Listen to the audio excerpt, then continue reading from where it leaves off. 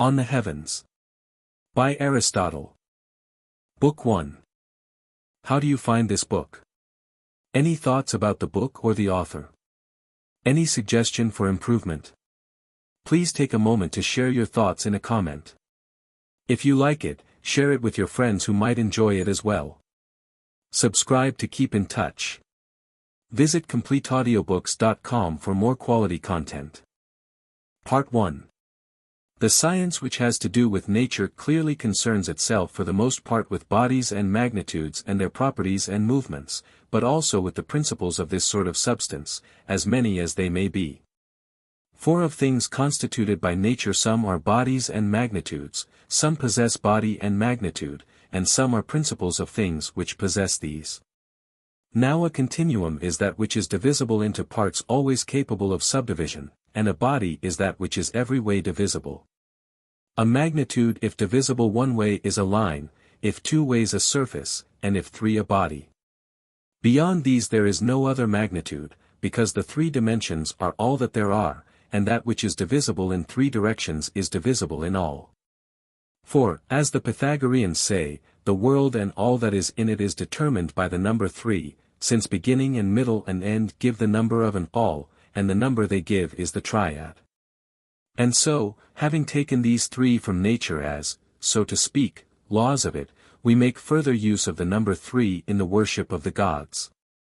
Further, we use the terms in practice in this way. Of two things, or men, we say, both, but not all. 3 is the first number to which the term all has been appropriated. And in this, as we have said, we do but follow the lead which nature gives. Therefore, since every and all and complete do not differ from one another in respect of form, but only, if at all, in their matter and in that to which they are applied, body alone among magnitudes can be complete. For it alone is determined by the three dimensions, that is an all. But if it is divisible in three dimensions it is every way divisible, while the other magnitudes are divisible in one dimension or in two alone, for the divisibility and continuity of magnitudes depend upon the number of the dimensions. One sort being continuous in one direction, another in two, another in all. All magnitudes, then, which are divisible are also continuous. Whether we can also say that whatever is continuous is divisible does not yet, on our present grounds, appear. One thing, however, is clear. We cannot pass beyond body to a further kind, as we passed from length to surface, and from surface to body. For if we could, it would cease to be true that body is complete magnitude. We could pass beyond it only in virtue of a defect in it. And that which is complete cannot be defective, since it has being in every respect. Now bodies which are classed as parts of the whole are each complete according to our formula, since each possesses every dimension. But each is determined relatively to that part which is next to it by contact, for which reason each of them is in a sense many bodies. But the whole of which they are parts must necessarily be complete, and thus, in accordance with the meaning of the word, have being, not in some respect only, but in every respect. Part 2. The question as to the nature of the whole, whether it is infinite in size or limited in its total mass, is a matter for subsequent inquiry. We will now speak of those parts of the whole which are specifically distinct. Let us take this as our starting point. All natural bodies and magnitudes we hold to be, as such, capable of locomotion, for nature, we say, is their principle of movement. But all movement that is in place, all locomotion, as we term it, is either straight or circular or a combination of these two, which are the only simple movements. And the reason of this is that these two, the straight and the circular line, are the only simple magnitudes. Now revolution about the center is circular motion, while the upward and downward movements are in a straight line, upward meaning motion away from the center, and downward motion towards it. All simple motion, then, must be motion either away from or towards or about the center. This seems to be in exact accord with what we said above. As body found its completion in three dimensions, so its movement completes itself in three forms. Bodies are either simple or compounded of such, and by simple bodies I mean those which possess a principle of movement in their own nature, such as fire and earth with their kinds, and whatever is akin to them. Necessarily, then, movements also will be either simple or in some sort compound, simple in the case of the simple bodies, compound in that of the composite, and in the latter case the motion will be that of the simple body which prevails in the composition. Supposing, then, that there is such a thing as simple movement, and that circular movement is an instance of it, and that both movement of a simple body is simple and simple movement is of a simple body, for if it is movement of a compound it will be in virtue of a prevailing simple element. Then there must necessarily be some simple body which revolves naturally and in virtue of its own nature with a circular movement. By constraint, of course, it may be brought to move with the motion of something else different from itself, but it cannot so move naturally, since there is one sort of movement natural to each of the simple bodies. Again, if the unnatural movement is the contrary of the natural and a thing can have no more than one contrary, it will follow that circular movement, being a simple motion, must be unnatural, if it is not natural, to the body moved.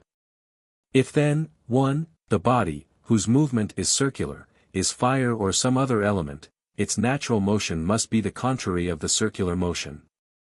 But a single thing has a single contrary. And upward and downward motion are the contraries of one another. If, on the other hand, 2, the body moving with this circular motion which is unnatural to it is something different from the elements, there will be some other motion which is natural to it. But this cannot be. For if the natural motion is upward, it will be fire or air, and if downward, water or earth. Further, this circular motion is necessarily primary. For the perfect is naturally prior to the imperfect, and the circle is a perfect thing. This cannot be said of any straight line, not of an infinite line, for, if it were perfect, it would have a limit and an end, nor of any finite line, for in every case there is something beyond it, since any finite line can be extended. And so, since the prior movement belongs to the body which naturally prior, and circular movement is prior to straight, and movement in a straight line belongs to simple bodies, fire moving straight upward and earthy bodies straight downward towards the center, since this is so, it follows that circular movement also must be the movement of some simple body. For the movement of composite bodies is, as we said, determined by that simple body which preponderates in the composition. These premises clearly give the conclusion that there is in nature some bodily substance other than the formations we know, prior to them all and more divine than they. But it may also be proved as follows. We may take it that all movement is either natural or unnatural, and that the movement which is unnatural to one body is natural to another, as, for instance, is the case with the upward and downward movements, which are natural and unnatural to fire and earth respectively. It necessarily follows that circular movement, being unnatural to these bodies, is the natural movement of some other. Further, if, on the one hand, circular movement is natural to something, it must surely be some simple and primary body which is ordained to move with a natural circular motion, as fire is ordained to fly up and earth down. If, on the other hand, the movement of the rotating bodies about the center is unnatural, it would be remarkable and indeed quite inconceivable that this movement alone should be continuous and eternal, being nevertheless contrary to nature. At any rate, the evidence of all other cases goes to show that it is the unnatural which quickest passes away. And so, if, as some say, the body so moved is fire, this movement is just as unnatural to it as downward movement. For anyone can see that fire moves in a straight line away from the center. On all these grounds, therefore, we may infer with confidence that there is something beyond the bodies that are about us on this earth, different and separate from them, and that the superior glory of its nature is proportionate to its distance from this world of ours. Part 3. In consequence of what has been said, in part by way of assumption and in part by way of proof, it is clear that not every body either possesses lightness or heaviness. As a preliminary, we must explain in what sense we are using the words heavy and light. Sufficiently, at least, for our present purpose. We can examine the terms more closely later, when we come to consider their essential nature. Let us then apply the term heavy to that which naturally moves towards the center, and light to that which moves naturally away from the center. The heaviest thing will be that which sinks to the bottom of all things that move downward, and the lightest that which rises to the surface of everything that moves upward. Now, necessarily, everything which moves either up or down possesses lightness or heaviness or both, but not both relatively to the same thing, for things are heavy and light relatively to one another. Air, for instance, is light relatively to water, and water light relatively to earth. The body, then, which moves in a circle cannot possibly possess either heaviness or lightness. For neither naturally nor unnaturally can it move either towards or away from the center. Movement in a straight line certainly does not belong to it naturally, since one sort of movement is, as we saw, appropriate to each simple body, and so we should be compelled to identify it with one of the bodies which move in this way.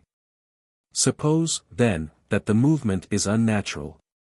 In that case, if it is the downward movement which is unnatural, the upward movement will be natural, and if it is the upward which is unnatural, the downward will be natural.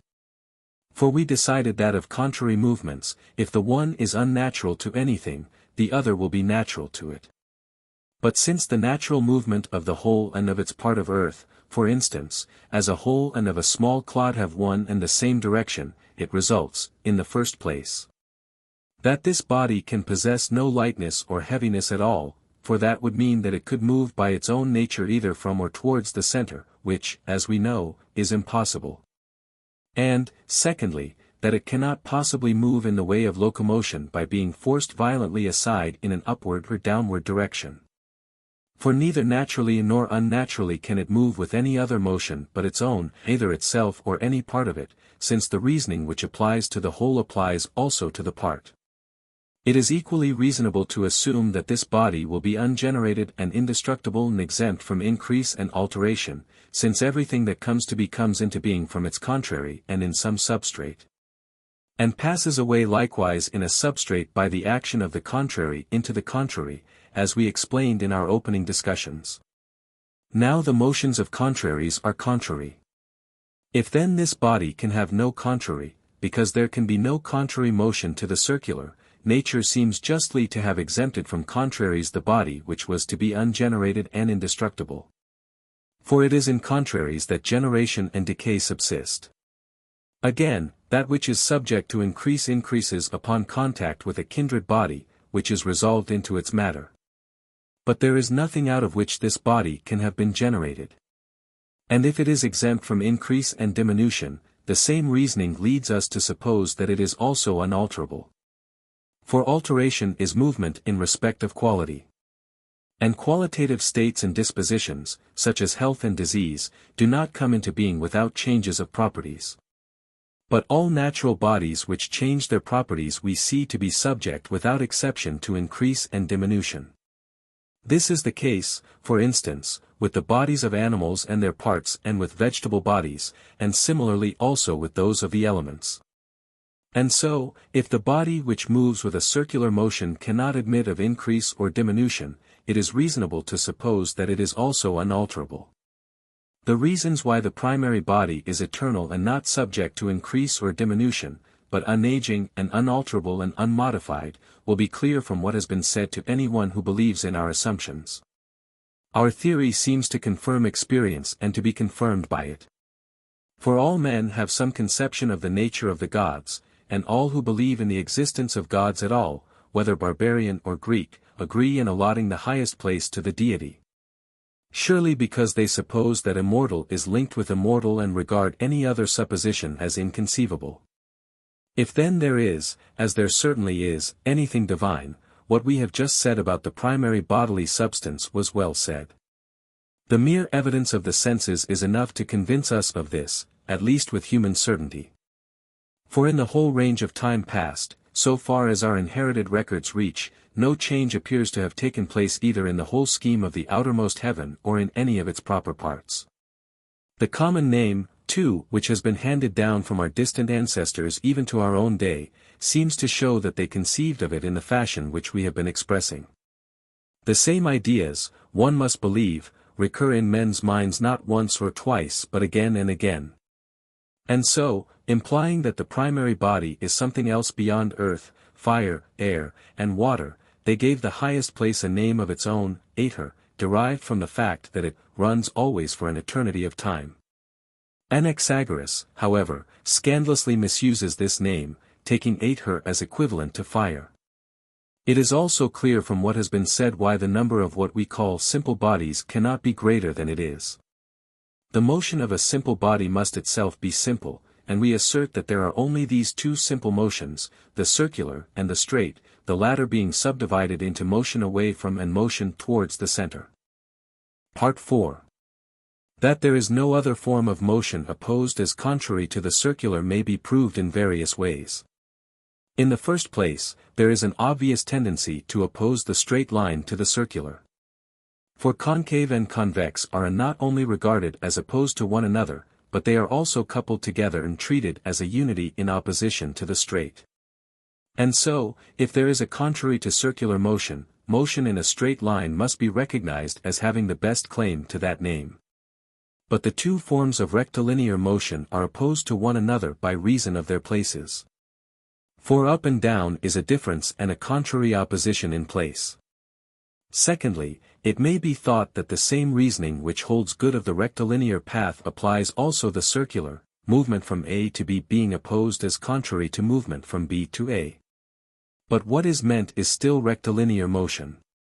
For that is limited to a single path, while the circular paths which pass through the same 2 points are infinite in number. Even if we are confined to the single semicircle and the opposition is between movement from C to D and from D to C along that semicircle, the case is no better. For the motion is the same as that along the diameter, since we invariably regard the distance between 2 points as the length of the straight line which joins them. It is no more satisfactory to construct a circle and treat motion along one semicircle as contrary to motion along the other. For example, taking a complete circle, motion from E to F on the semicircle G may be opposed to motion from F to E on the semicircle H. But even supposing these are contraries, it in no way follows that the reverse motions on the complete circumference contraries.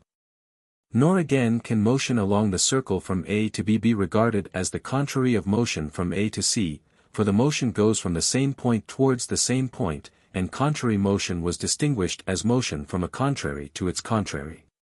And even if the motion round a circle is the contrary of the reverse motion, one of the two would be ineffective, for both move to the same point, because that which moves in a circle, at whatever point it begins, must necessarily pass through all the contrary places alike. By contrarieties of place I mean up and down, back and front, and right and left, and the contrary oppositions of movements are determined by those of places. One of the motions, then, would be ineffective, for if the two motions were of equal strength, there would be no movement either way, and if one of the two were preponderant, the other would be inoperative. So that if both bodies were there, one of them, inasmuch as it would not be moving with its own movement, would be useless, in the sense in which a shoe is useless when it is not worn. But God and nature create nothing that has not its use. Part 5. This being clear, we must go on to consider the questions which remain. First, is there an infinite body, as the majority of the ancient philosophers thought, or is this an impossibility? The decision of this question, either way, is not unimportant, but rather all-important, to our search for the truth. It is this problem which has practically always been the source of the differences of those who have written about nature as a whole. So it has been and so it must be. Since the least initial deviation from the truth is multiplied later 1,000-fold. Admit, for instance, the existence of a minimum magnitude, and you will find that the minimum which you have introduced, small as it is, causes the greatest truths of mathematics to totter. The reason is that a principle is great rather in power than in extent, hence that which was small at the start turns out a giant at the end. Now the conception of the infinite possesses this power of principles, and indeed in the sphere of quantity possesses it in a higher degree than any other conception. So that it is in no way absurd or unreasonable that the assumption that an infinite body exists should be of peculiar moment to our inquiry. The infinite, then, we must now discuss, opening the whole matter from the beginning. Every body is necessarily to be classed either as simple or as composite. The infinite body, therefore, will be either simple or composite. But it is clear, further, that if the simple bodies are finite, the composite must also be finite. Since that which is composed of bodies finite both in number and in magnitude is itself finite in respect of number and magnitude, its quantity is in fact the same as that of the bodies which compose it. What remains for us to consider, then, is whether any of the simple bodies can be infinite in magnitude, or whether this is impossible. Let us try the primary body first, and then go on to consider the others. The body which moves in a circle must necessarily be finite in every respect, for the following reasons. 1. If the body so moving is infinite, the radii drawn from the center will be infinite. But the space between infinite radii is infinite, and by the space between the radii I mean the area outside which no magnitude which is in contact with the two lines can be conceived as falling. This, I say, will be infinite, first, because in the case of finite radii it is always finite, and secondly, because in it one can always go on to a width greater than any given width. Thus the reasoning which forces us to believe in infinite number, because there is no maximum, applies also to the space between the radii. Now the infinite cannot be traversed, and if the body is infinite the interval between the radii is necessarily infinite, circular motion therefore is an impossibility. Yet our eyes tell us that the heavens revolve in a circle, and by argument also we have determined that there is something to which circular movement belongs. 2. Again, if from a finite time be subtracted, what remains must be finite and have a beginning. And if the time of a journey has a beginning, there must be a beginning also of the movement, and consequently also of the distance traversed. This applies universally.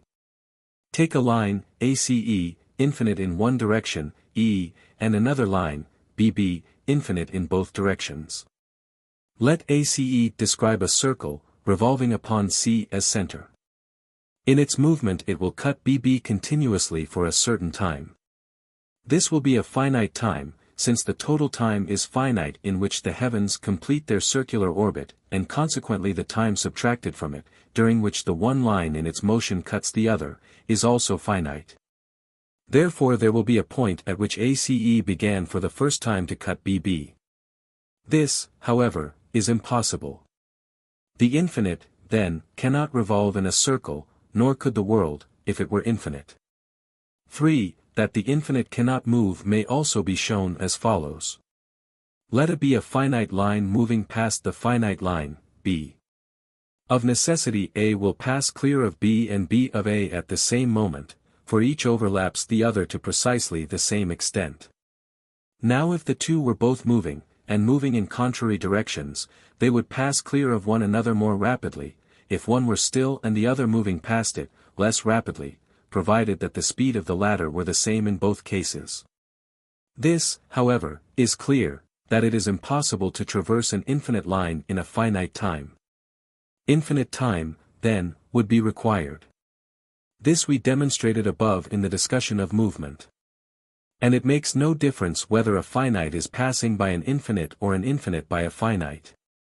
For when A is passing B, then B overlaps A and it makes no difference whether B is moved or unmoved, except that, if both move, they pass clear of one another more quickly. It is, however, quite possible that a moving line should in certain cases pass one which is stationary quicker than it passes one moving in an opposite direction. One has only to imagine the movement to be slow where both move and much faster where one is stationary. To suppose one line stationary, then, makes no difficulty for our argument, since it is quite possible for A to pass B at a slower rate when both are moving than when only one is. If, therefore, the time which the finite moving line takes to pass the other is infinite, then necessarily the time occupied by the motion of the infinite past the finite is also infinite. For the infinite to move at all is thus absolutely impossible, since the very smallest movement conceivable must take an infinity of time. Moreover, the heavens certainly revolve, and they complete their circular orbit in a finite time. So that they pass round the whole extent of any line within their orbit, such as the finite line AB. The revolving body, therefore, cannot be infinite. For, again, as a line which has a limit cannot be infinite, or, if it is infinite, is so only in length, so a surface cannot be infinite in that respect in which it has a limit, or, indeed, if it is completely determinate, in any respect whatever. Whether it be a square or a circle or a sphere, it cannot be infinite, any more than a foot rule can. There is then no such thing as an infinite sphere or square or circle, and where there is no circle there can be no circular movement, and similarly where there is no infinite at all there can be no infinite movement. And from this it follows that, an infinite circle being itself an impossibility, there can be no circular motion of an infinite body. 5. Again, take a center C, an infinite line, AB, another infinite line at right angles to it, E, and a moving radius, CD. CD will never cease contact with E, but the position will always be something like CE, CD cutting E at F. The infinite line, therefore, refuses to complete the circle.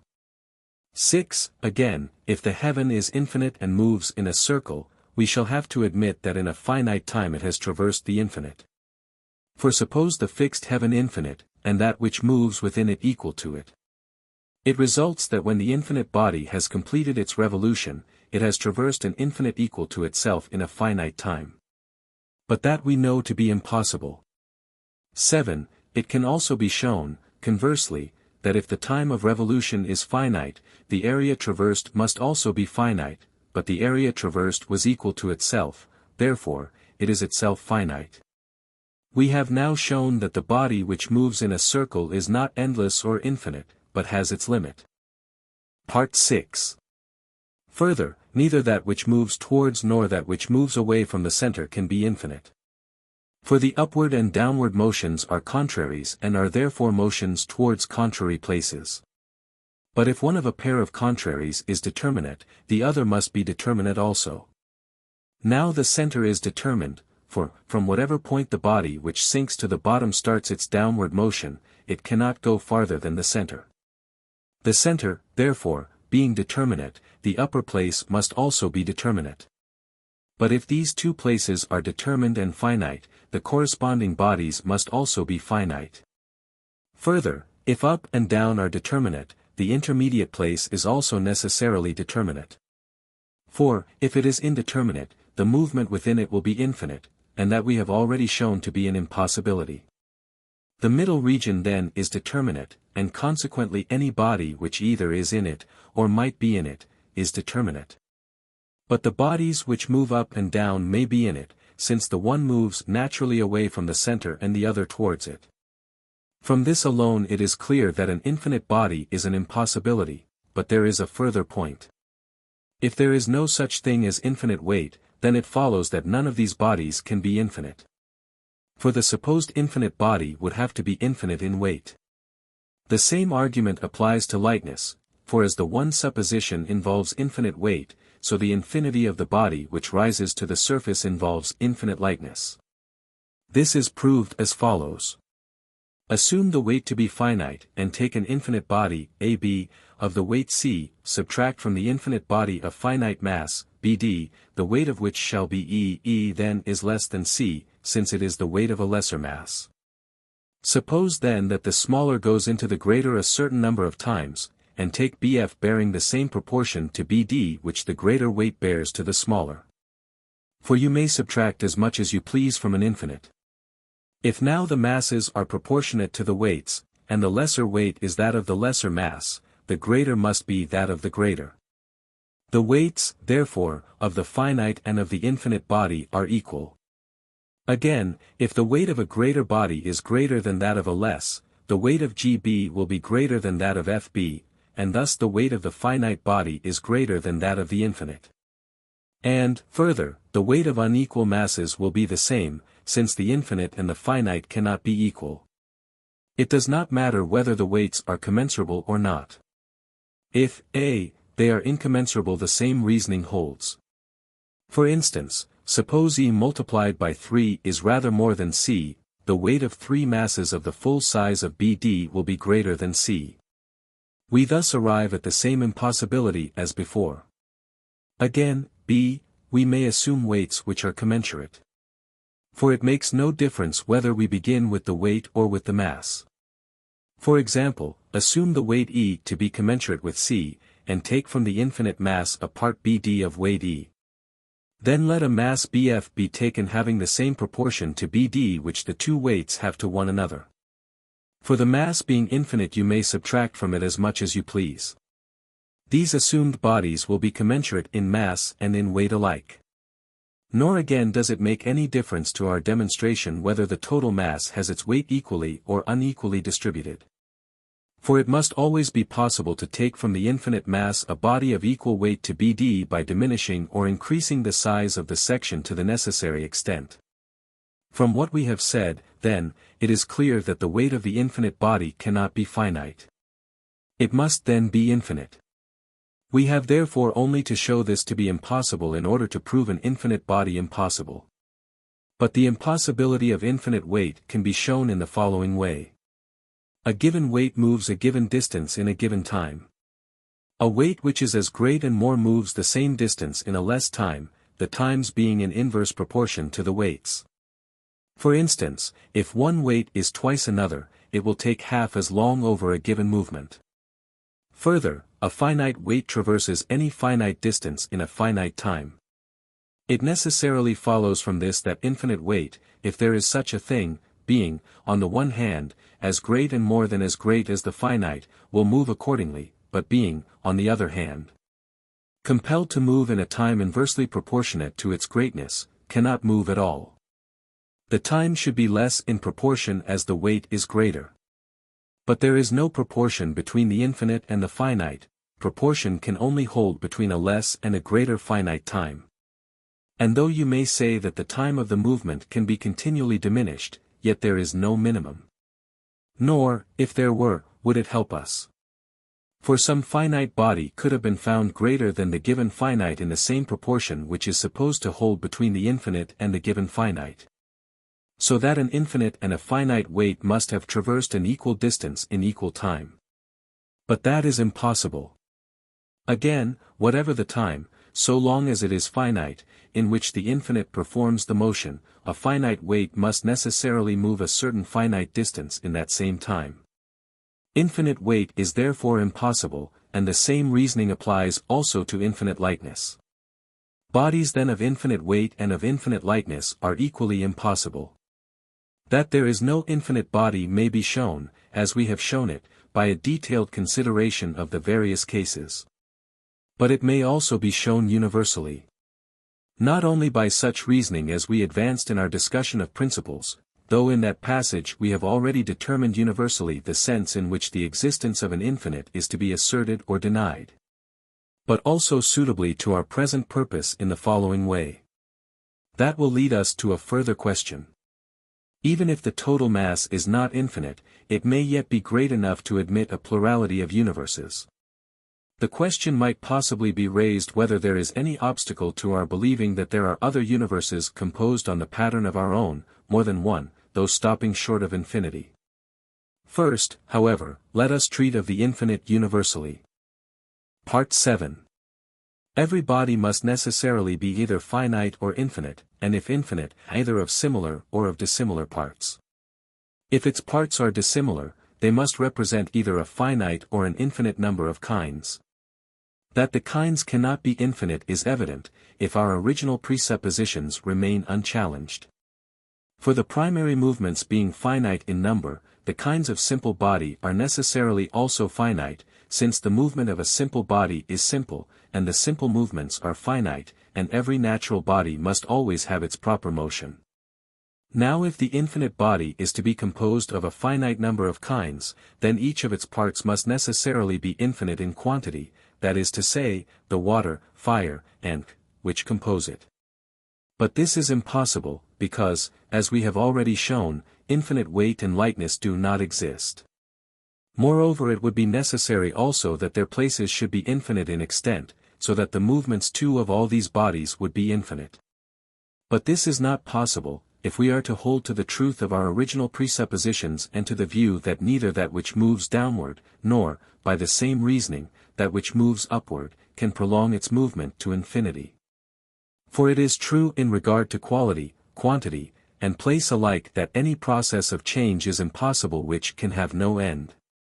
I mean that if it is impossible for a thing to have come to be white, or a cubit long, or in Egypt, it is also impossible for it to be in process of coming to be any of these.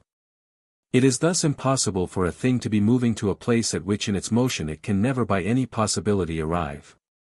Again, suppose the body to exist in dispersion, it may be maintained none the less that the total of all these scattered particles, say, of fire, is infinite.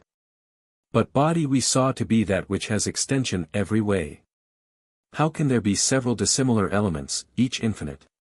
Each would have to be infinitely extended every way. It is no more conceivable, again, that the infinite should exist as a whole of similar parts. For, in the first place, there is no other, straight, movement beyond those mentioned, we must therefore give it one of them. And if so, we shall have to admit either infinite weight or infinite lightness. Nor, secondly, could the body whose movement is circular be infinite, since it is impossible for the infinite to move in a circle. This, indeed, would be as good as saying that the heavens are infinite, which we have shown to be impossible. Moreover, in general, it is impossible that the infinite should move at all. If it did, it would move either naturally or by constraint, and if by constraint, it possesses also a natural motion, that is to say, there is another place, infinite like itself, to which it will move. But that is impossible. That in general it is impossible for the infinite to be acted upon by the finite or to act upon it may be shown as follows. 1. The infinite cannot be acted upon by the finite. Let A be an infinite, be A finite, see the time of a given movement produced by one in the other. Suppose, then, that A was heated, or impelled, or modified in any way, or caused to undergo any sort of movement whatever, by in the time C. Let D be less than B, and, assuming that a lesser agent moves a lesser patient in an equal time, call the quantity thus modified by D, E. Then, as D is to B, so is E to some finite quantum. We assume that the alteration of equal by equal takes equal time, and the alteration of less by less or of greater by greater takes the same time, if the quantity of the patient is such as to keep the proportion which obtains between the agents. Greater and less. If so, no movement can be caused in the infinite by any finite agent in any time whatever. For a less agent will produce that movement in a less patient in an equal time, and the proportionate equivalent of that patient will be a finite quantity, since no proportion holds between finite and infinite. 2. The infinite cannot act upon the finite. Nor, again, can the infinite produce a movement in the finite in any time whatever. Let A be an infinite, be A finite, see the time of action. In the time C, D will produce that motion in a patient less than B, say F. Then take E, bearing the same proportion to D as the whole BF bears to F, E will produce the motion in BF in the time C. Thus the finite and infinite effect the same alteration in equal times. But this is impossible, for the assumption is that the greater affects it in a shorter time. It will be the same with any time that can be taken, so that there will no time in which the infinite can effect this movement. And, as to infinite time, in that nothing can move another or be moved by it. For such time has no limit, while the action and reaction have. 3. There is no interaction between infinites. Nor can infinite be acted upon in any way by infinite. Let A and B be infinites, CD being the time of the action A of upon B. Now the whole B was modified in a certain time, and the part of this infinite, E, cannot be so modified in the same time, since we assume that a less quantity makes the movement in a less time. Let E then, when acted upon by A, complete the movement in the time D. Then, as D is to CD, so is E to some finite part of B. This part will necessarily be moved by A in the time CD. For we suppose that the same agent produces a given effect on a greater and a smaller mass in longer and shorter times, the times and masses varying proportionately. There is thus no finite time in which infinites can move one another. Is there time then infinite? No, for infinite time has no end, but the movement communicated has.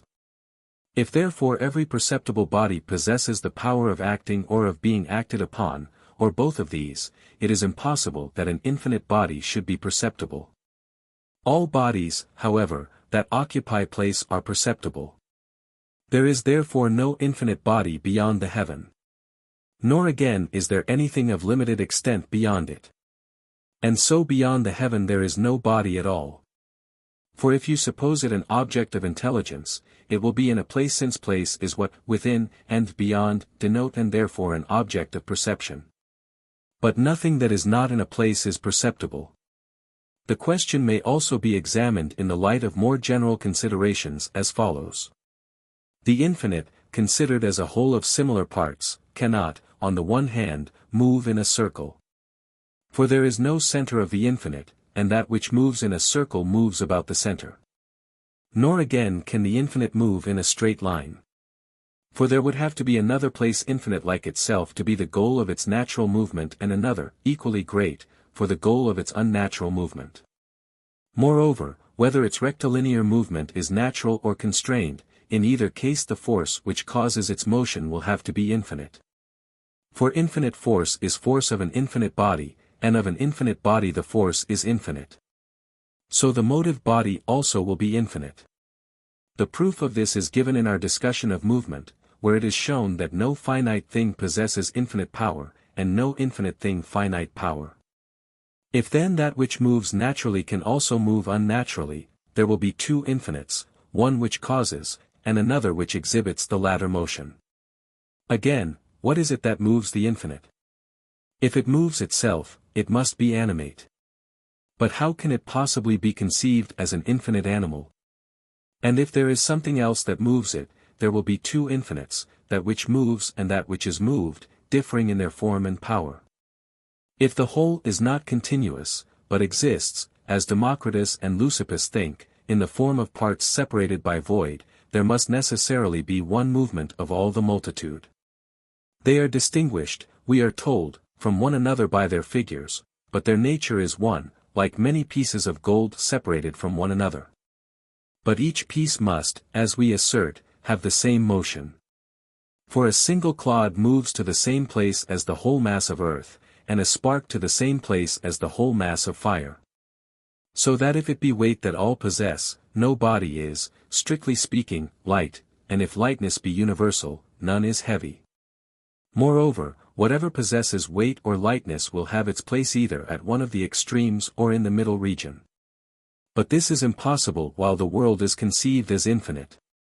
And, generally, that which has no center or extreme limit, no up or down, gives the bodies a no place for their motion, and without that movement is impossible. A thing must move either naturally or unnaturally, and the two movements are determined by the proper and alien places.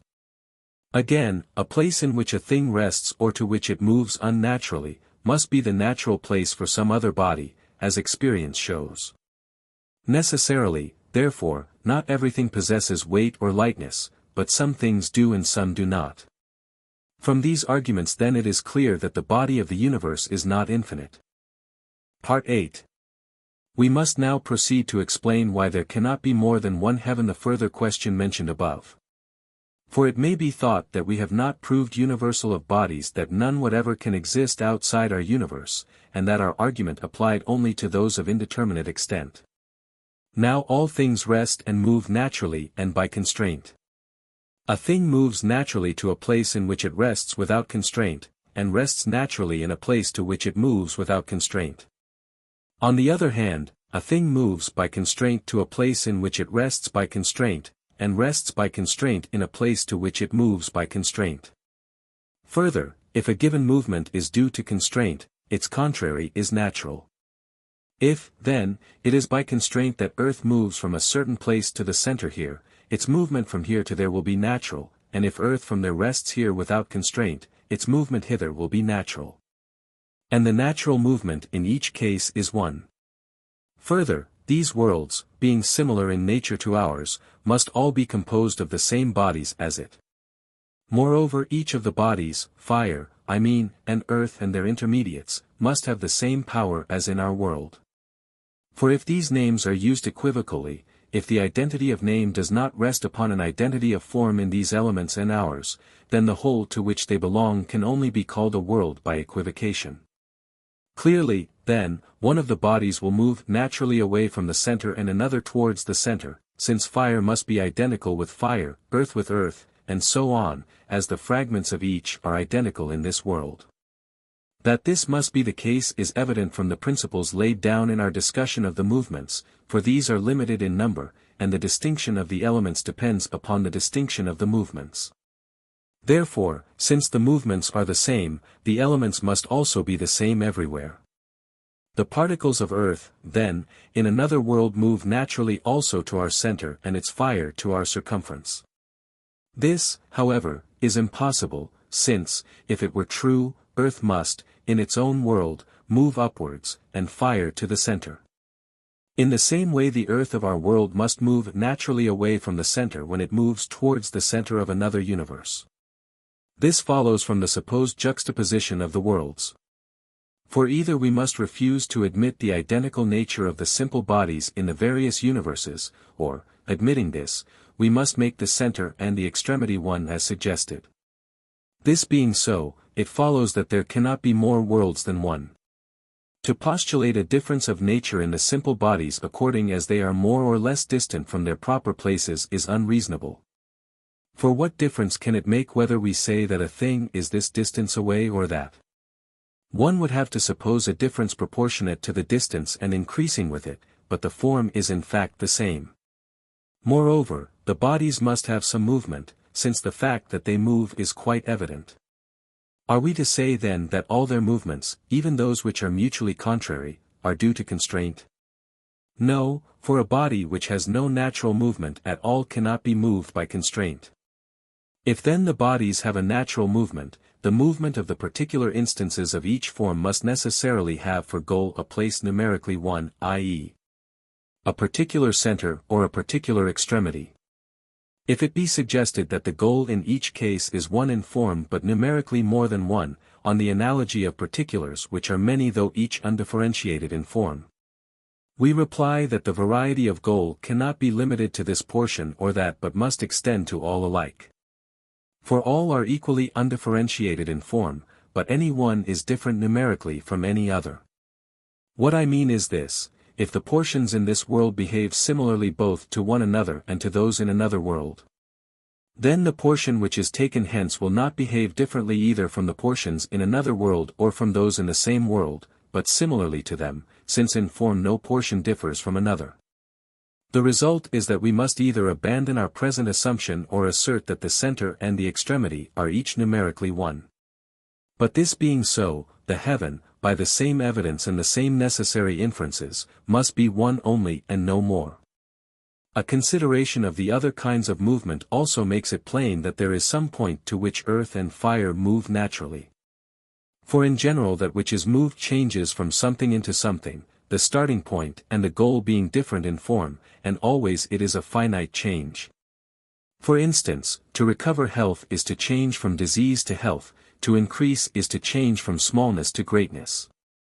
Locomotion must be similar, for it also has its goal and starting point, and therefore the starting point and the goal of the natural movement must differ in form, just as the movement of coming to health does not take any direction which chance or the wishes of the mover may select. Thus, too, fire and earth move not to infinity but to opposite points, and since the opposition in place is between above and below, these will be the limits of their movement. Even in circular movement there is a sort of opposition between the ends of the diameter, though the movement as a whole has no contrary, so that here too the movement has in a sense an opposed and finite goal. There must therefore be some end to locomotion, it cannot continue to infinity. This conclusion that local movement is not continued to infinity is corroborated by the fact that earth moves more quickly the nearer it is to the center, and fire the nearer it is to the upper place. But if movement were infinite, speed would be infinite also, and if speed, then weight and lightness. For as superior speed in downward movement implies superior weight, so infinite increase of weight necessitates infinite increase of speed. Further, it is not the action of another body that makes one of these bodies move up and the other down, nor is it constraint, like the extrusion of some writers. For in that case the larger the mass of fire or earth the slower would be the upward or downward movement, but the fact is the reverse, the greater the mass of fire or earth the quicker always is its movement towards its own place. Again, the speed of the movement would not increase towards the end if it were due to constraint or extrusion. For a constrained movement always diminishes in speed as the source of constraint becomes more distant, and a body moves without constraint to the place whence it was moved by constraint. A consideration of these points, then, gives adequate assurance of the truth of our contentions. The same could also be shown with the aid of the discussions which fall under first philosophy, as well as from the nature of the circular movement, which must be eternal both here and in the other worlds. It is plain, too, from the following considerations that the universe must be one. The bodily elements are three, and therefore the places of the elements will be three also. The place, first, of the body which sinks to the bottom, namely the region about the center, the place, secondly, of the revolving body, namely the outermost place, and thirdly, the intermediate place, belonging to the intermediate body. Here in this third place will be the body which rises to the surface. Since, if not here, it will be elsewhere, and it cannot be elsewhere, for we have two bodies, one weightless, one endowed with weight, and below is place of the body endowed with weight. Since the region about the center has been given to the heavy body, and its position cannot be unnatural to it, for it would have to be natural to something else, and there is nothing else. It must then occupy the intermediate place. What distinctions there are within the intermediate itself we will explain later on.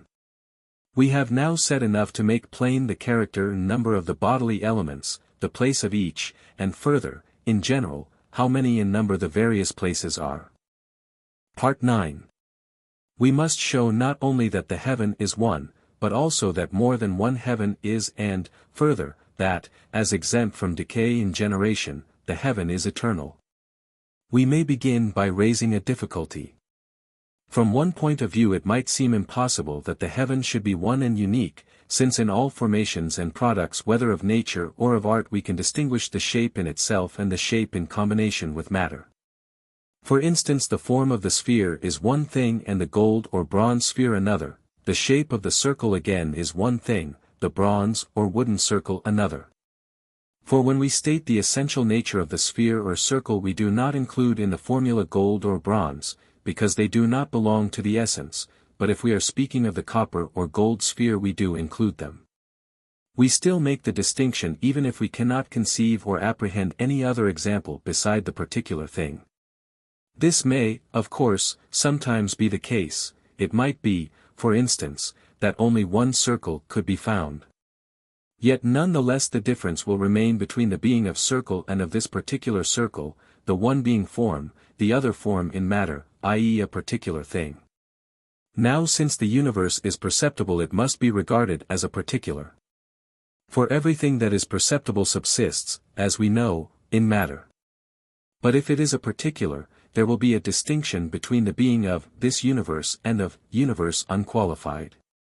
There is a difference, then, between this universe and simple universe, the second is form and shape, the first form in combination with matter, and any shape or form has, or may have, more than one particular instance. On the supposition of forms such as some assert, this must be the case, and equally on the view that no such entity has a separate existence. For in every case in which the essence is in matter it is a fact of observation that the particulars of like form are several or infinite in number. Hence there either are, or may be, more heavens than one. On these grounds, then, it might be inferred either that there are or that there might be several heavens. We must, however, return and ask how much of this argument is correct and how much not. Now it is quite right to say that the formula of the shape apart from the matter must be different from that of the shape in the matter, and we may allow this to be true. We are not, however, therefore compelled to assert a plurality of worlds. Such a plurality is in fact impossible if this world contains the entirety of matter, as in fact it does. But perhaps our contention can be made clearer in this way. Suppose aquilinity to be curvature in the nose or flesh, and flesh to be the matter of aquilinity. Suppose further, that all flesh came together into a single whole of flesh endowed with this aquiline quality. Then neither would there be, nor could there arise, any other thing that was aquiline. Similarly, suppose flesh and bones to be the matter of man, and suppose a man to be created of all flesh and all bones in indissoluble union. The possibility of another man would be removed. Whatever case you took, it would be the same. The general rule is this: a thing whose essence resides in a substratum of matter can never come into being in the absence of all matter.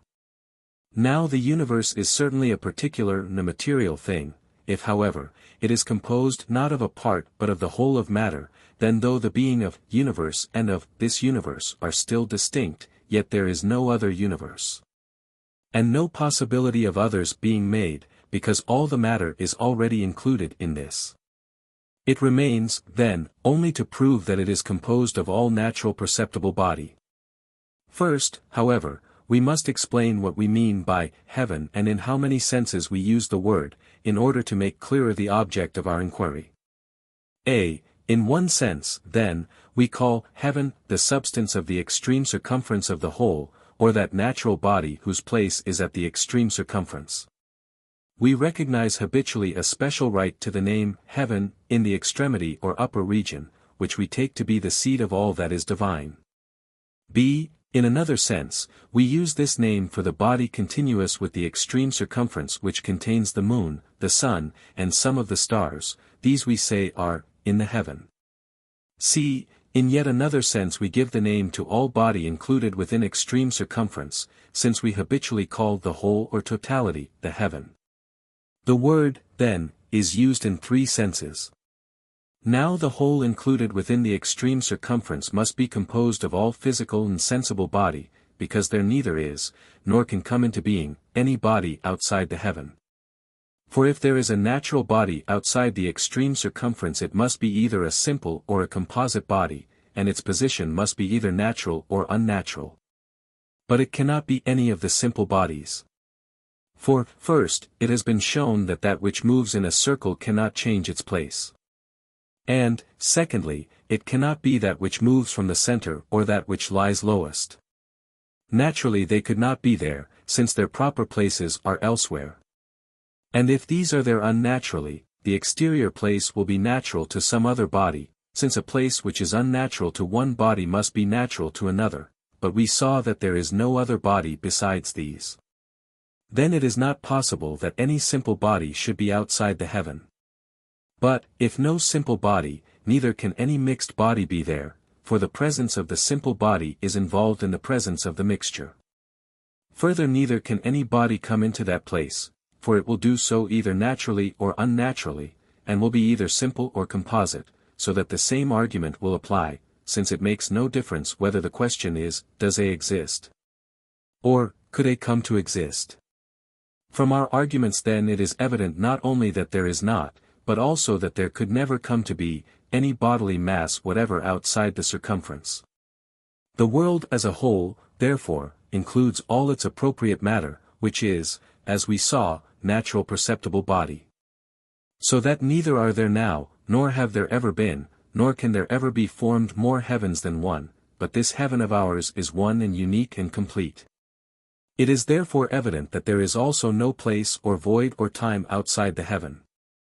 For in every place body can be present, and void is said to be that in which the presence of body, though not actual, is possible.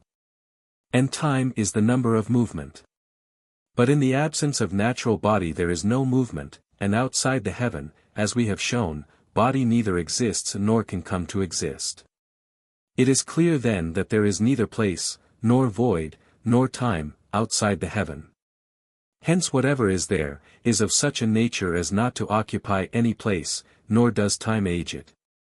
Nor is there any change in any of the things which lie beyond the outermost motion, they continue through their entire duration unalterable and unmodified, living the best and most self-sufficient of lives. As a matter of fact, this word duration possessed a divine significance for the ancients, for the fulfillment which includes the period of life of any creature, outside of which no natural development can fall, has been called its duration. On the same principle the fulfillment of the whole heaven, the fulfillment which includes all time and infinity, is duration, a name based upon the fact that it is always duration, immortal and divine. From it derive the being and life which other things, some more or less articulately but others feebly, enjoy. So, too, in its discussions concerning the divine, popular philosophy often propounds the view that whatever is divine, whatever is primary and supreme, is necessarily unchangeable. This fact confirms what we have said. For there is nothing else stronger than it to move it, since that would mean more divine, and it has no defect and lacks none of its proper excellences. Its unceasing movement, then, is also reasonable, since everything ceases to move when it comes to its proper place, but the body whose path is the circle has one and the same place for starting point and goal. Part 10. Having established these distinctions, we may now proceed to the question whether the heaven is ungenerated or generated, indestructible or destructible. Let us start with a review of the theories of other thinkers. For the proofs of a theory are difficulties for the contrary theory. Besides, those who have first heard the pleas of our adversaries will be more likely to credit the assertions which we are going to make. We shall be less open to the charge of procuring judgment by default. To give a satisfactory decision as to the truth, it is necessary to be rather an arbitrator than a party to the dispute. That the world was generated all are agreed, but, generation over, some say that it is eternal, others say that it is destructible like any other natural formation.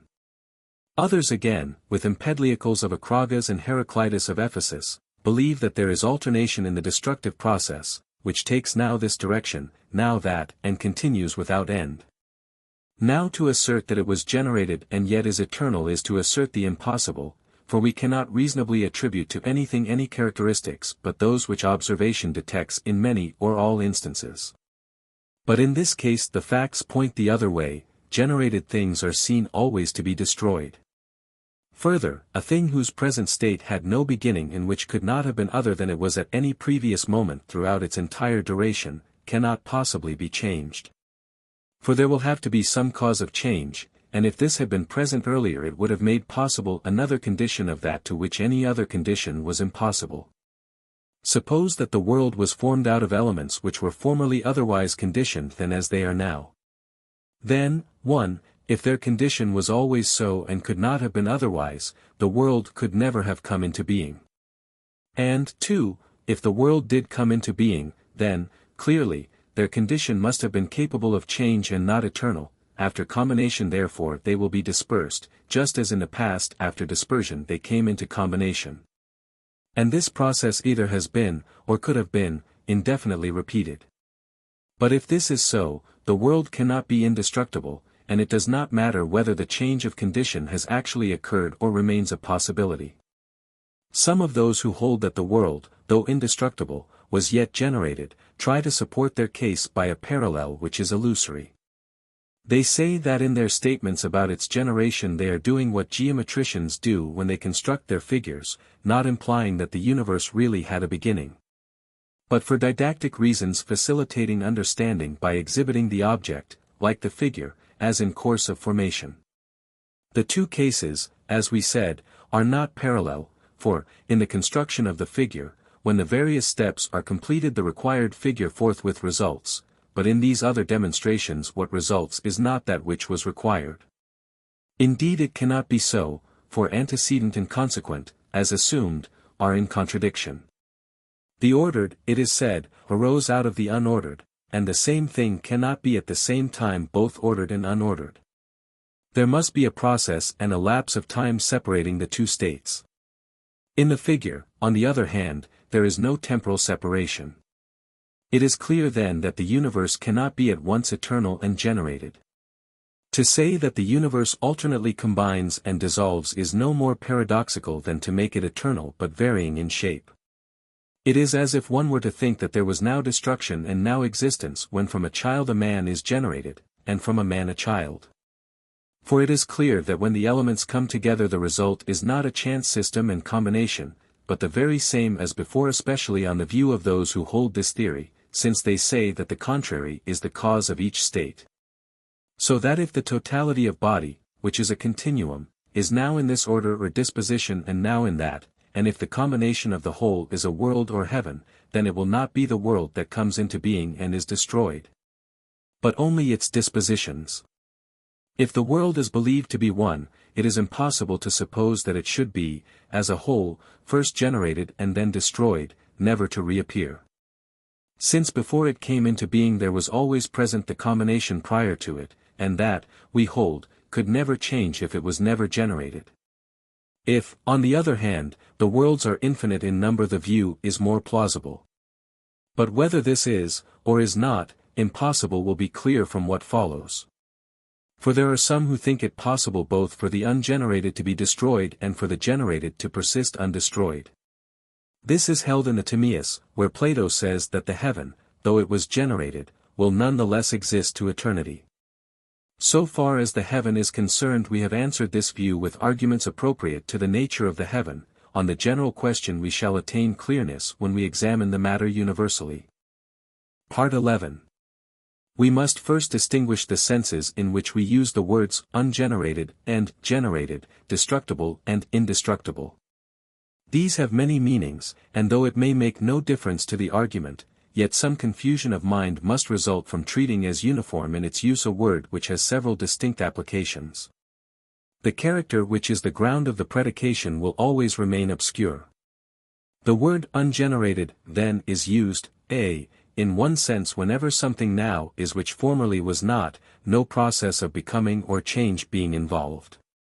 Such is the case, according to some, with contact and motion, since there is no process of coming to be in contact or in motion. b. It is used in another sense, when something which is capable of coming to be, with or without process, does not exist. Such a thing is ungenerated in the sense that its generation is not a fact but a possibility. c. It is also applied where there is general impossibility of any generation such that the thing now is which then was not. And impossibility has two uses: first, where it is untrue to say that the thing can ever come into being, and secondly, where it cannot do so easily, quickly, or well.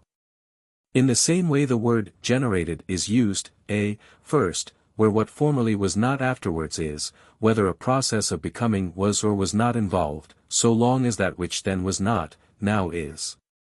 b. Secondly, of anything capable of existing, capable being defined with reference either to truth or to facility.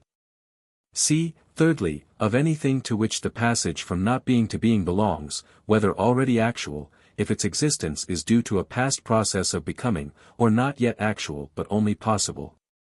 The uses of the words destructible and indestructible are similar. Destructible is applied, a, to that which formerly was and afterwards either is not or might not be, whether a period of being destroyed and changed intervenes or not. And, b. Sometimes we apply the word to that which a process of destruction may cause not to be, and also, c. In a third sense, to that which is easily destructible, to the easily destroyed, so to speak. Of the indestructible the same account holds good.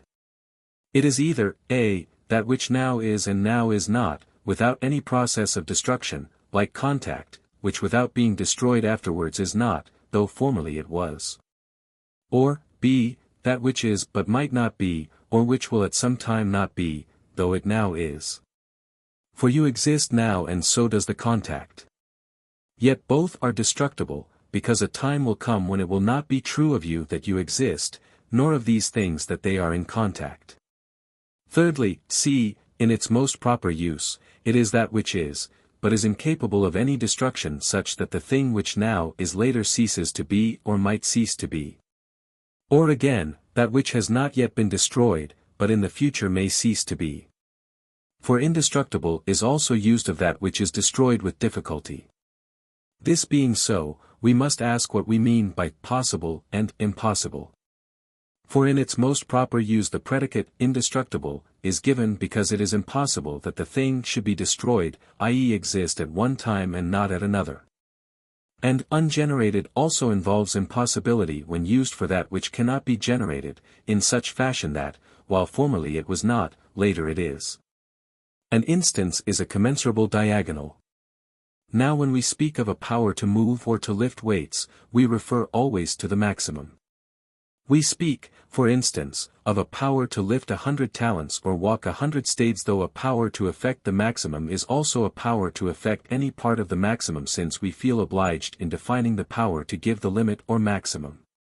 A thing, then, which is within it. If, for example, a man can lift 100 talents, he can also lift 2, and if he can walk 100 stades, he can also walk 2. But the power is of the maximum, and a thing said, with reference to its maximum, to be incapable of so much is also incapable of any greater amount. It is, for instance, clear that a person who cannot walk 1,000 stades will also be unable to walk 1,001. This point need not trouble us, for we may take it as settled that what is, in the strict sense, possible is determined by a limiting maximum.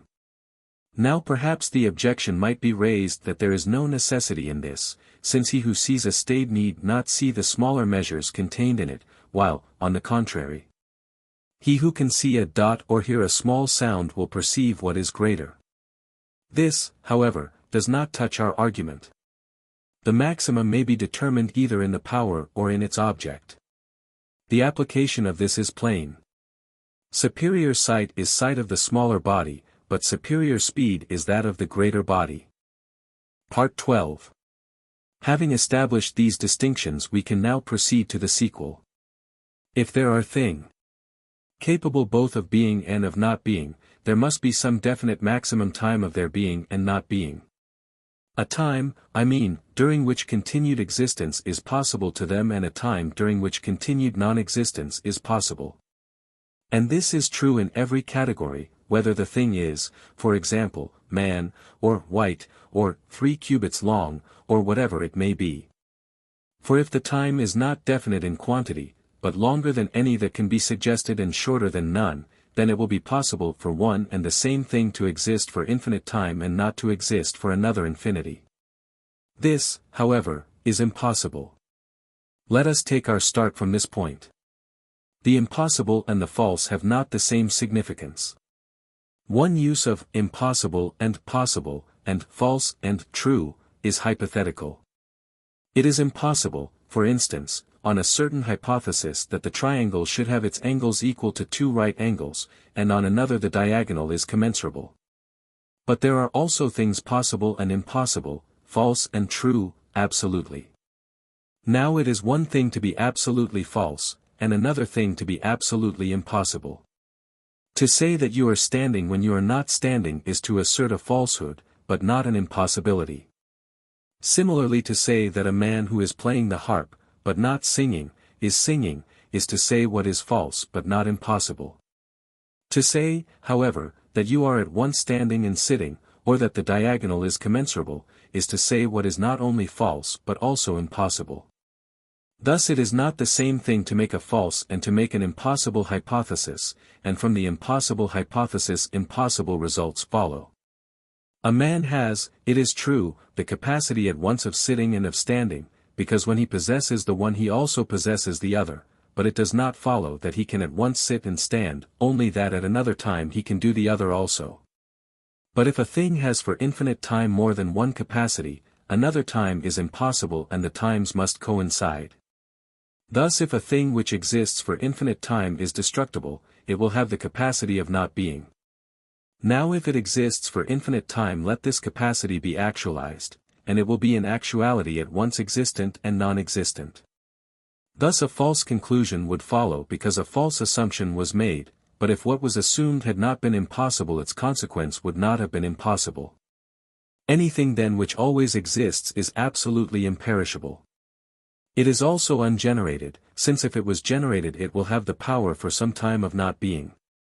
For as that which formerly was, but now is not, or is capable at some future time of not being, is destructible, so that which is capable of formerly not having been is generated. But in the case of that which always is, there is no time for such a capacity of not being, whether the supposed time is finite or infinite, for its capacity of being must include the finite time since it covers infinite time. It is therefore impossible that one and the same thing should be capable of always existing and of always not existing. And, not always existing, the contradictory, is also excluded. Thus it is impossible for a thing always to exist and yet to be destructible. Nor, similarly, can it be generated. For of two attributes if B cannot be present without A, the impossibility A of proves the impossibility of B. What always is, then, since it is incapable of ever not being, cannot possibly be generated. But since the contradictory of that which is always capable of being that which is not always capable of being, while that which is always capable of not being is the contrary, whose contradictory in turn is that which is not always capable of not being, it is necessary that the contradictories of both terms should be predicable of one and the same thing. And thus that, intermediate between what always is and what always is not, there should be that to which being and not being are both possible. For the contradictory of each will at times be true of it unless it always exists. Hence that which not always is not will sometimes be and sometimes not be. And it is clear that this is true also of that which cannot always be but sometimes is and therefore sometimes is not. One thing, then, will have the power of being, and will thus be intermediate between the other two. Expressed universally our argument is as follows. Let there be two attributes, A and B, not capable of being present in any one thing together, while either A or C and either B or D are capable of being present in everything. Then C and D must be predicated of everything of which neither A nor B is predicated. Let E lie between A and B, for that which is neither of two contraries is a mean between them. In E both C and D must be present, for either A or C is present everywhere and therefore in E. Since then A is impossible, C must be present, and the same argument holds of D. Neither that which always is, therefore, nor that which always is not is either generated or destructible. And clearly whatever is generated or destructible is not eternal. If it were, it would be at once capable of always being and capable of not always being, but it has already been shown that this is impossible. Surely then whatever is ungenerated and in being must be eternal, and whatever is indestructible and in being must equally be so. I use the words ungenerated and indestructible, in their proper sense, ungenerated for that which now is and could not at any previous time have been truly said not to be. Indestructible for that which now is and cannot at any future time be truly said not to be. If, again, the two terms are coincident, if the ungenerated is indestructible, and the indestructible ungenerated, then each of them is coincident with eternal. Anything ungenerated is eternal and anything indestructible is eternal. This is clear too from the definition of the terms, whatever is destructible must be generated, for it is either ungenerated, or generated, but, if ungenerated, it is by hypothesis indestructible. Whatever, further, is generated must be destructible. For it is either destructible or indestructible, but, if indestructible, it is by hypothesis ungenerated. If, however, indestructible and ungenerated are not coincident, there is no necessity that either the ungenerated or the indestructible should be eternal. But they must be coincident, for the following reasons. The terms generated and destructible are coincident. This is obvious from our former remarks, since between what always is and what always is not there is an intermediate which is neither, and that intermediate is the generated and destructible. For whatever is either of these is capable both of being and of not being for a definite time. In either case, I mean, there is a certain period of time during which the thing is and another during which it is not. Anything therefore which is generated or destructible must be intermediate. Now let A be that which always is and B that which always is not, C the generated, and D the destructible. Then C must be intermediate between A and B. For in their case there is no time in the direction of either limit, in which either A is not or B is. But for the generated there must be such a time either actually or potentially, though not for A and B in either way. C then will be, and also not be, for a limited length of time, and this is true also of D, the destructible. Therefore each is both generated and destructible. Therefore generated and destructible are coincident. Now let E stand for the ungenerated, F for the generated, G for the indestructible, and H for the destructible. As for F and H, it has been shown that they are coincident. But when terms stand to one another as these do, F and H coincident. Book 2. Part 1. That the heaven as a whole neither came into being nor admits of destruction, as some assert, but is one and eternal, with no end or beginning of its total duration, containing and embracing in itself the infinity of time. We may convince ourselves not only by the arguments already set forth but also by a consideration of the views of those who differ from us in providing for its generation. If our view is a possible one, and the manner of generation which they assert is impossible, this fact will have great weight in convincing us of the immortality and eternity of the world. Hence it is well to persuade oneself of the truth of the ancient and truly traditional theories, that there is some immortal and divine thing which possesses movement. But movement such as has no limit and is rather itself the limit of all other movement. A limit is a thing which contains.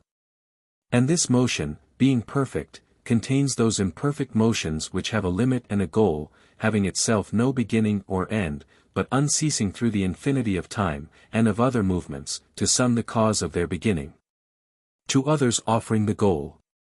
The ancients gave to the gods the heaven or upper place, as being alone immortal, and our present argument testifies that it is indestructible and ungenerated.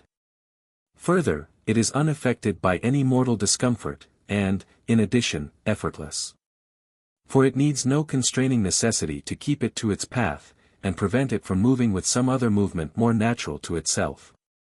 Such a constrained movement would necessarily involve effort, the more so, the more eternal it were, and would be inconsistent with perfection. Hence we must not believe the old tale which says that the world needs some Atlas to keep it safe. A tale composed, it would seem, by men who, like later thinkers, conceived of all the upper bodies as earthy and endowed with weight, and therefore supported it in their fabulous way upon animate necessity.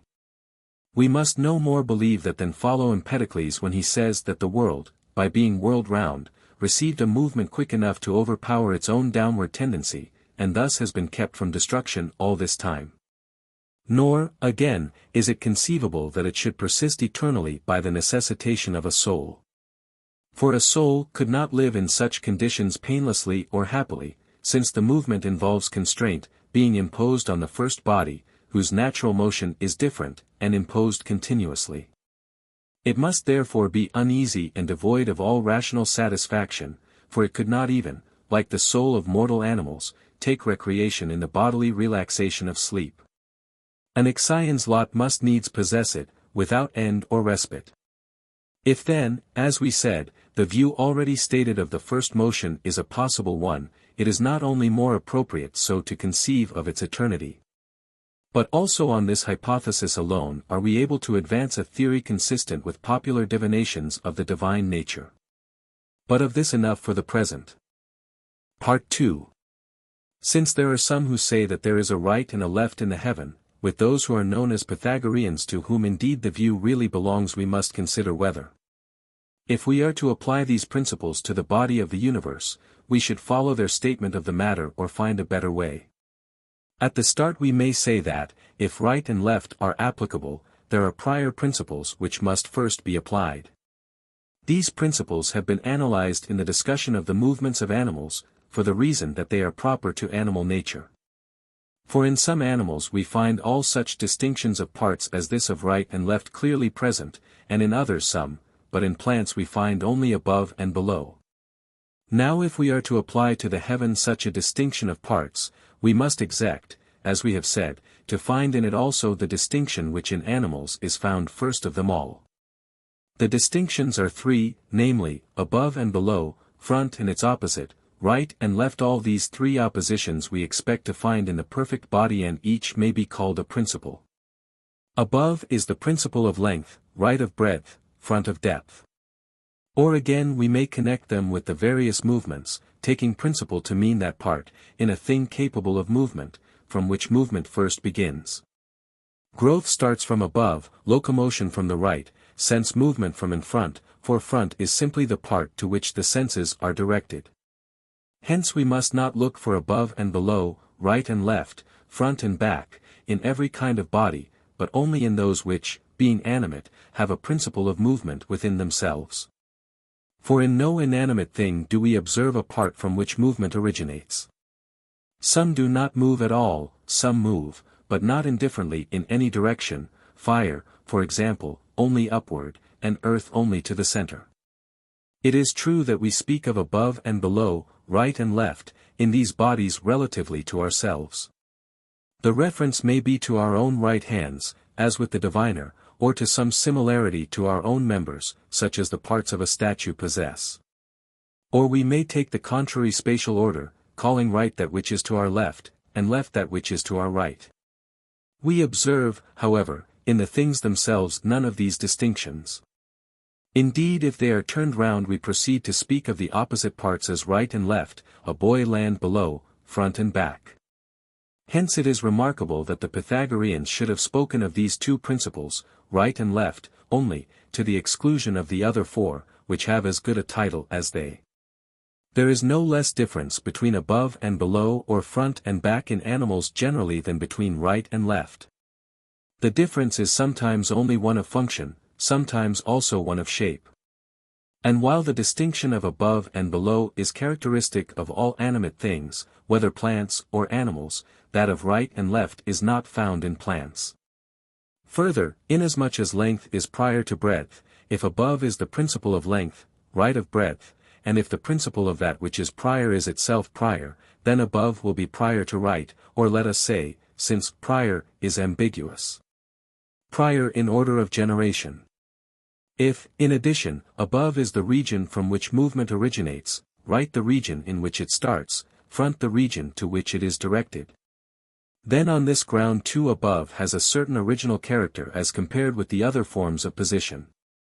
On these two grounds, then, they may fairly be criticized, first, for omitting the more fundamental principles, and secondly, for thinking that the two they mentioned were attributable equally to everything. Since we have already determined that functions of this kind belong to things which possess a principle of movement, and that the heaven is animate and possesses a principle of movement, clearly the heaven must also exhibit above and below, right and left. We need not be troubled by the question, arising from the spherical shape of the world, how there can be a distinction of right and left within it, all parts being alike and all forever in motion. We must think of the world as of something in which right differs from left in shape as well as in other respects, which subsequently is included in a sphere. The difference of function will persist, but will appear not to by reason of the regularity of shape. In the same fashion must we conceive of the beginning of its movement. For even if it never began to move, yet it must possess a principle from which it would have begun to move if it had begun, and from which it would begin again if it came to a stand. Now by its length I mean the interval between its poles, one pole being above and the other below, for two hemispheres are specially distinguished from all others by the immobility of the poles. Further, by transverse in the universe we commonly mean, not above and below, but a direction crossing the line of the poles, which, by implication, is length, for transverse motion is motion crossing motion up and down. Of the poles, that which we see above us is the lower region, and that which we do not see is the upper. For right in anything is, as we say, the region in which locomotion originates, and the rotation of the heaven originates in the region from which the stars rise. So this will be the right, and the region where they set the left. If then they begin from the right and move round to the right, the upper must be the unseen pole. For if it is the pole we see, the movement will be leftward, which we deny to be the fact. Clearly then the invisible pole is above. And those who live in the other hemisphere are above and to the right, while we are below and to the left. This is just the opposite of the view of the Pythagoreans, who make us above and on the right side and those in the other hemisphere below and on the left side, the fact being the exact opposite. Relatively, however, to the secondary revolution, I mean that of the planets, we are above and on the right and they are below and on the left. For the principle of their movement has the reverse position, since the movement itself is the contrary of the other, hence it follows that we are at its beginning and they at its end. Here we may end our discussion of the distinctions of parts created by the three dimensions and of the consequent differences of position. Part 3. Since circular motion is not the contrary of the reverse circular motion, we must consider why there is more than one motion. Though we have to pursue our inquiries at a distance created not so much by our spatial position as by the fact that our senses enable us to perceive very few of the attributes of the heavenly bodies. But let not that deter us. The reason must be sought in the following facts. Everything which has a function exists for its function. The activity of God is immortality, i.e. eternal life.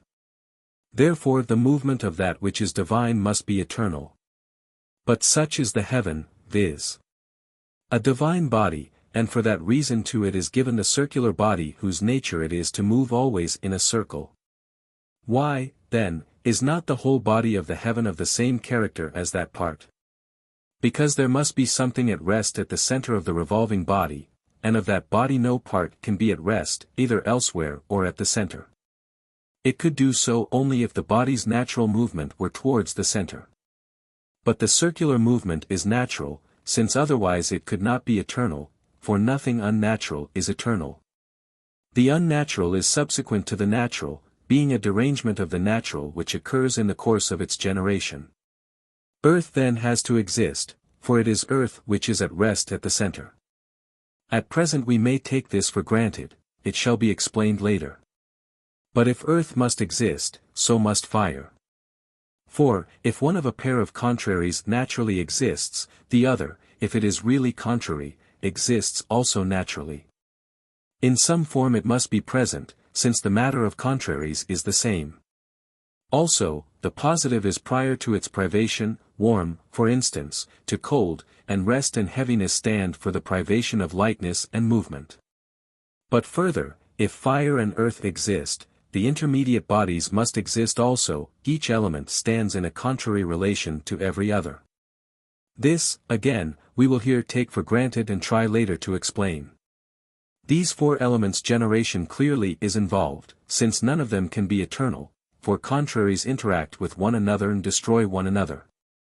Further, it is inconceivable that a movable body should be eternal, if its movement cannot be regarded as naturally eternal, and these bodies we know to possess movement. Thus we see that generation is necessarily involved. But if so, there must be at least one other circular motion, for a single movement of the whole heaven would necessitate an identical relation of the elements of bodies to one another. This matter also shall be cleared up in what follows, but for the present so much is clear, that the reason why there is more than one circular body is the necessity of generation, which follows on the presence of fire, which, with that of the other bodies, follows on that of earth. And earth is required because eternal movement in one body necessitates eternal rest in another. Part 4. The shape of the heaven is of necessity spherical, for that is the shape most appropriate to its substance and also by nature primary. First, let us consider generally which shape is primary among planes and solids alike. Every plane figure must be either rectilinear or curvilinear. Now the rectilinear is bounded by more than one line, the curvilinear by one only. But since in any kind the one is naturally prior to the many and the simple to the complex, the circle will be the first of plane figures.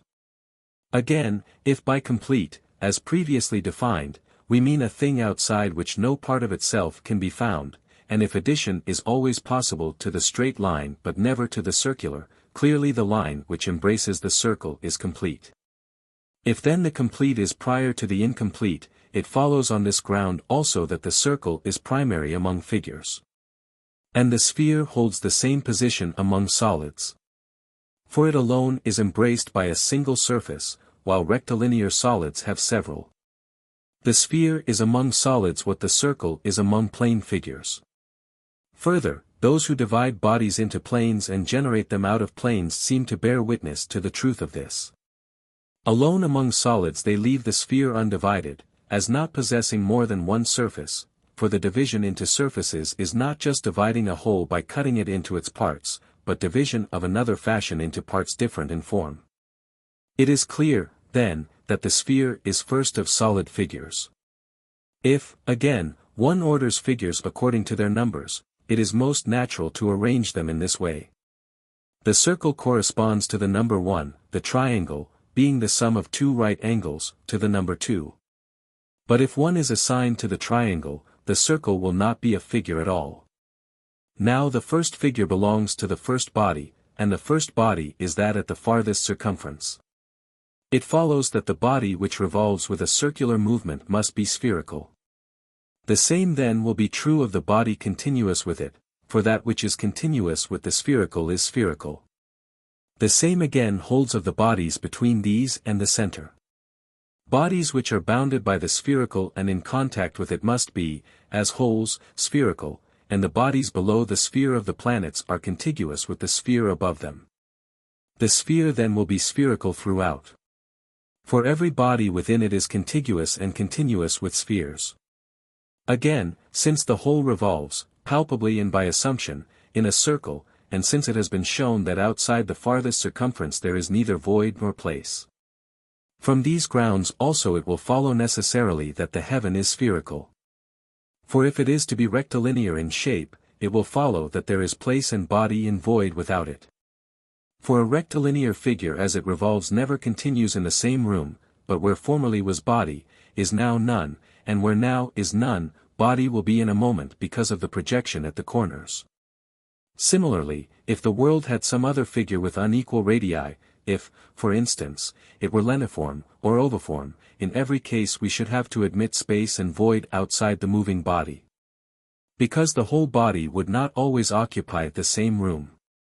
Again, if the motion of the heaven is the measure of all movements whatever in virtue of being alone continuous and regular and eternal, and if, in each kind, the measure is the minimum, and the minimum movement is the swiftest, then, clearly, the movement of the heaven must be the swiftest of all movements. Now of lines which return upon themselves the line which bounds the circle is the shortest, and that movement is the swiftest which follows the shortest line. Therefore, if the heaven moves in a circle and moves more swiftly than anything else, it must necessarily be spherical. Corroborative evidence may be drawn from the bodies whose position is about the center. If earth is enclosed by water, water by air, air by fire, and these similarly by the upper bodies which while not continuous are yet contiguous with them, and if the surface of water is spherical, and that which is continuous with or embraces the spherical must itself be spherical, then on these grounds also it is clear that the heavens are spherical. But the surface of water is seen to be spherical if we take as our starting point the fact that water naturally tends to collect in a hollow place, hollow meaning nearer the center. Draw from the center the lines AB, AC, and let their extremities be joined by the straight line BC. The line AD, drawn to the base of the triangle, will be shorter than either of the radii. Therefore the place in which it terminates will be a hollow place. The water then will collect there until equality is established, that is until the line AE is equal to the two radii. Thus water forces its way to the ends of the radii, and there only will it rest, but the line which connects the extremities of the radii is circular, therefore the surface of the water BEC is spherical. It is plain from the foregoing that the universe is spherical. It is plain, further, that it is turned, so to speak, with a finish which no manufactured thing nor anything else within the range of our observation can even approach. For the matter of which these are composed does not admit of anything like the same regularity and finish as the substance of the enveloping body. Since with each step away from earth the matter manifestly becomes finer in the same proportion as water is finer than earth. Part 5. Now there are two ways of moving along a circle, from A to B or from A to C, and we have already explained that these movements are not contrary to one another. But nothing which concerns the eternal can be a matter of chance or spontaneity, and the heaven and its circular motion are eternal. We must therefore ask why this motion takes one direction and not the other. Either this is itself an ultimate fact or there is an ultimate fact behind it. It may seem evidence of excessive folly or excessive zeal to try to provide an explanation of some things, or of everything, admitting no exception. The criticism, however, is not always just. One should first consider what reason there is for speaking, and also what kind of certainty is looked for, whether human merely or of a more cogent kind. When anyone shall succeed in finding proofs of greater precision, gratitude will be due to him for the discovery, but at present we must be content with a probable solution. If nature always follows the best course possible, and, just as upward movement is the superior form of rectilinear movement, since the upper region is more divine than the lower, so forward movement is superior to backward. Then front and back exhibits, like right and left, as we said before and as the difficulty just stated itself suggests, the distinction of prior and posterior, which provides a reason and so solves our difficulty. Supposing that nature is ordered in the best way possible, this may stand as the reason of the fact mentioned. For it is best to move with a movement simple and unceasing, and, further, in the superior of two possible directions. Part 6. We have next to show that the movement of the heaven is regular and not irregular. This applies only to the first heaven and the first movement, for the lower spheres exhibit a composition of several movements into one. If the movement is uneven, clearly there will be acceleration, maximum speed, and retardation, since these appear in all irregular motions. The maximum may occur either at the starting point or at the goal or between the two. And we expect natural motion to reach its maximum at the goal, unnatural motion at the starting point, and missiles midway between the two. But circular movement, having no beginning or limit or middle in the direct sense of the words, has neither whence nor whither nor middle, for in time it is eternal, and in length it returns upon itself without a break. If then its movement has no maximum, it can have no irregularity, since irregularity is produced by retardation and acceleration. Further, since everything that is moved by something, the cause of the irregularity of movement must lie either in the mover or in the moved or both. For if the mover moved not always with the same force, or if the moved were altered and did not remain the same, or if both were to change, the result might well be an irregular movement in the moved. But none of these possibilities can be conceived as actual in the case of the heavens. As to that which is moved, we have shown that it is primary and simple and ungenerated and indestructible and generally unchanging. And the mover has an even better right to these attributes. It is the primary that moves the primary, the simple, the indestructible and ungenerated that which is indestructible and ungenerated. Since then that which is moved, being a body, is nevertheless unchanging, how should the mover, which is incorporeal, be changed? It follows then, further, that the motion cannot be irregular. For if irregularity occurs, there must be change either in the movement as a whole, from fast to slow and slow to fast, or in its parts. That there is no irregularity in the parts is obvious, since, if there were, some divergence of the stars would have taken place before now in the infinity of time. As one moves slower and another faster, but no alteration of their intervals is ever observed. Nor again is a change in the movement as a whole admissible. Retardation is always due to incapacity, and incapacity is unnatural. The incapacities of animals, age, decay, and the like, are all unnatural, due, it seems, to the fact that the whole animal complex is made up of materials which differ in respect of their proper places, and no single part occupies its own place. If therefore that which is primary contains nothing unnatural, being simple and unmixed and in its proper place and having no contrary, then it has no place for incapacity, nor, consequently, for retardation or, since acceleration involves retardation, for acceleration. Again, it is inconceivable that the mover should first show incapacity for an infinite time, and capacity afterwards for another infinity. For clearly nothing which, like incapacity, unnatural ever continues for an infinity of time. Nor does the unnatural endure as long as the natural, or any form of incapacity as long as the capacity. But if the movement is retarded it must necessarily be retarded for an infinite time.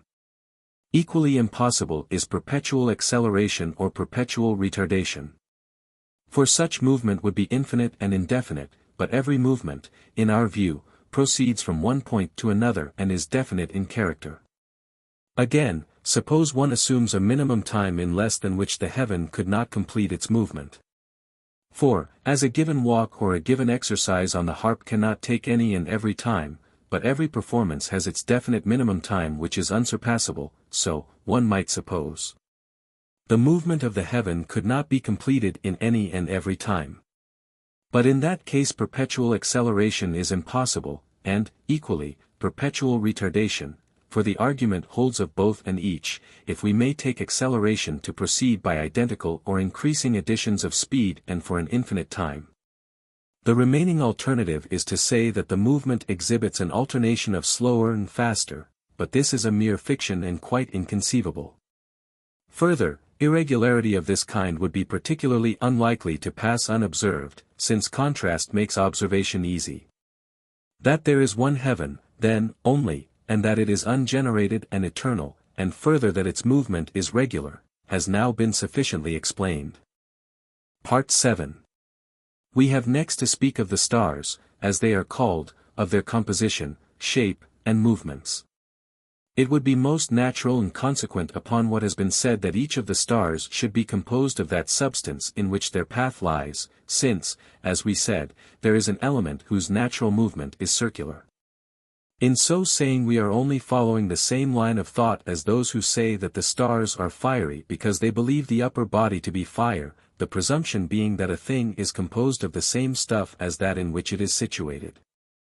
The warmth and light which proceed from them are caused by the friction set up in the air by their motion.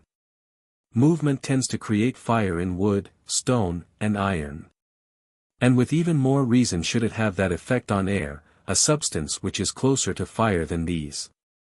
An example is that of missiles, which as they move are themselves fired so strongly that leaden balls are melted.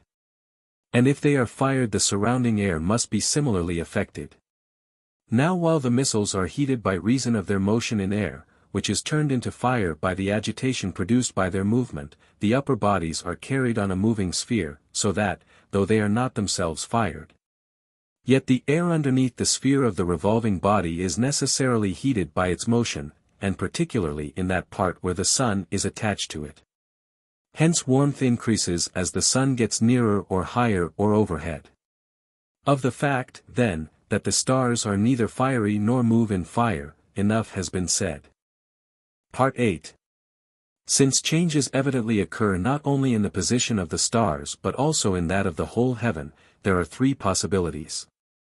Either, 1, both are at rest, or, 2, both are in motion, or, 3, the one is at rest and the other in motion. 1. That both should be at rest is impossible, for, if the earth is at rest, the hypothesis does not account for the observations. And we take it as granted that the earth is at rest. It remains either that both are moved, or that the one is moved and the other at rest. 2. On the view, first, that both are in motion, we have the absurdity that the stars and the circles move with the same speed, i.e. that the ace of every star is that of the circle in it moves. For star and circle are seen to come back to the same place at the same moment, from which it follows that the star has traversed the circle and the circle has completed its own movement, i.e. traversed its own circumference, at one and the same moment. But it is difficult to conceive that the pace of each star should be exactly proportioned to the size of its circle. That the pace of each circle should be proportionate to its size is not absurd but inevitable, but that the same should be true of the movement of the stars contained in the circles is quite incredible. For if, on the one hand, we suppose that the star which moves on the greater circle is necessarily swifter, clearly we also admit that if stars shifted their position so as to exchange circles, the slower would become swifter and the swifter slower. But this would show that their movement was not their own, but due to the circles. If, on the other hand, the arrangement was a chance combination, the coincidence in every case of a greater circle with a swifter movement of the star contained in it is too much to believe. In one or two cases it might not inconceivably fall out so, but to imagine it in every case alike is a mere fiction. Besides, chance has no place in that which is natural, and what happens everywhere and in every case is no matter of chance. 3. The same absurdity is equally plain if it is supposed that the circle stands still and that it is the stars themselves which move. For it will follow that the outer stars are the swifter, and that the pace of the stars corresponds to the size of their circles. Since, then, we cannot reasonably suppose either that both are in motion or that the star alone moves, the remaining alternative is that the circles should move, while the stars are at rest and move with the circles to which they are attached. Only on this supposition are we involved in no absurd consequence. For, in the first place, the quicker movement of the larger circle is natural when all the circles are attached to the same center. Whenever bodies are moving with their proper motion, the larger moves quicker. It is the same here with the revolving bodies, for the r intercepted by two radii will be larger in the larger circle, and hence it is not surprising that the revolution of the larger circle should take the same time as that of the smaller. And secondly, the fact that the heavens do not break in pieces follows not only from this but also from the proof already given of the continuity of the whole. Again, since the stars are spherical, as our opponents assert and we may consistently admit, inasmuch as we construct them out of the spherical body, and since the spherical body has two movements proper to itself, namely rolling and spinning, it follows that if the stars have a movement of their own, it will be one of these. But neither is observed. 1. Suppose them to spin. They would then stay where they were, and not change their place, as, by observation and general consent, they do. Further, one would expect them all to exhibit the same movement, but the only star which appears to possess this movement is the sun, at sunrise or sunset. And this appearance is due not to the sun itself but to the distance from which we observe it. The visual ray being excessively prolonged becomes weak and wavering. The same reason probably accounts for the apparent twinkling of the fixed stars and the absence of twinkling in the planets. The planets are near, so that the visual ray reaches them in its full vigor, but when it comes to the fixed stars it is quivering because of the distance and its excessive extension. And its tremor produces an appearance of movement in the star, for it makes no difference whether movement is set up in the ray or in the object of vision. 2. On the other hand, it is also clear that the stars do not roll. For rolling involves rotation, but the face, as it is called, of the moon is always seen. Therefore, since any movement of their own which the stars possessed would presumably be one proper to themselves, and no such movement is observed in them, clearly they have no movement of their own. There is, further, the absurdity that nature has bestowed upon them no organ appropriate to such movement. For nature leaves nothing to chance, and would not, while caring for animals, overlook things so precious. Indeed, nature seems deliberately to have stripped them of everything which makes self-originated progression possible, and to have removed them as far as possible from things which have organs of movement. This is just why it seems proper that the whole heaven and every star should be spherical. For while of all shapes the sphere is the most convenient for movement in one place, making possible, as it does, the swiftest and most self-contained motion, for forward movement it is the most unsuitable. Least of all resembling shapes which are self-moved, in that it has no dependent or projecting part, as a rectilinear figure has, and is in fact as far as possible removed in shape from ambulatory bodies. Since, therefore, the heavens have to move in one lace, and the stars are not required to move themselves forward, it is natural that both should be spherical, a shape which best suits the movement of the one and the immobility of the other. Part 9. From all this it is clear that the theory that the movement of the stars produces a harmony, i.e. that the sounds they make are concordant, in spite of the grace and originality with which it has been stated, is nevertheless untrue. Some thinkers suppose that the motion of bodies of that size must produce a noise, since on our earth the motion of bodies far inferior in size and in speed of movement has that effect. Also, when the sun and the moon, they say, and all the stars, so great in number and in size, are moving with so rapid a motion, how should they not produce a sound immensely great? Starting from this argument and from the observation that their speeds, as measured by their distances, are in the same ratios as musical concordances, they assert that the sound given forth by the circular movement of the stars is a harmony. Since, however, it appears unaccountable that we should not hear this music, they explain this by saying that the sound is in our ears from the very moment of birth and is thus indistinguishable from its contrary silence. Since sound and silence are discriminated by mutual contrast. What happens to men, then, is just what happens to coppersmiths, who are so accustomed to the noise of the smithy that it makes no difference to them. But, as we said before, melodious and poetical as the theory is, it cannot be a true account of the facts. There is not only the absurdity of our hearing nothing, the ground of which they try to remove, but also the fact that no effect other than sensitive is produced upon us. Excessive noises, we know, shatter the solid bodies even of inanimate things. The noise of thunder, for instance, splits rocks and the strongest of bodies.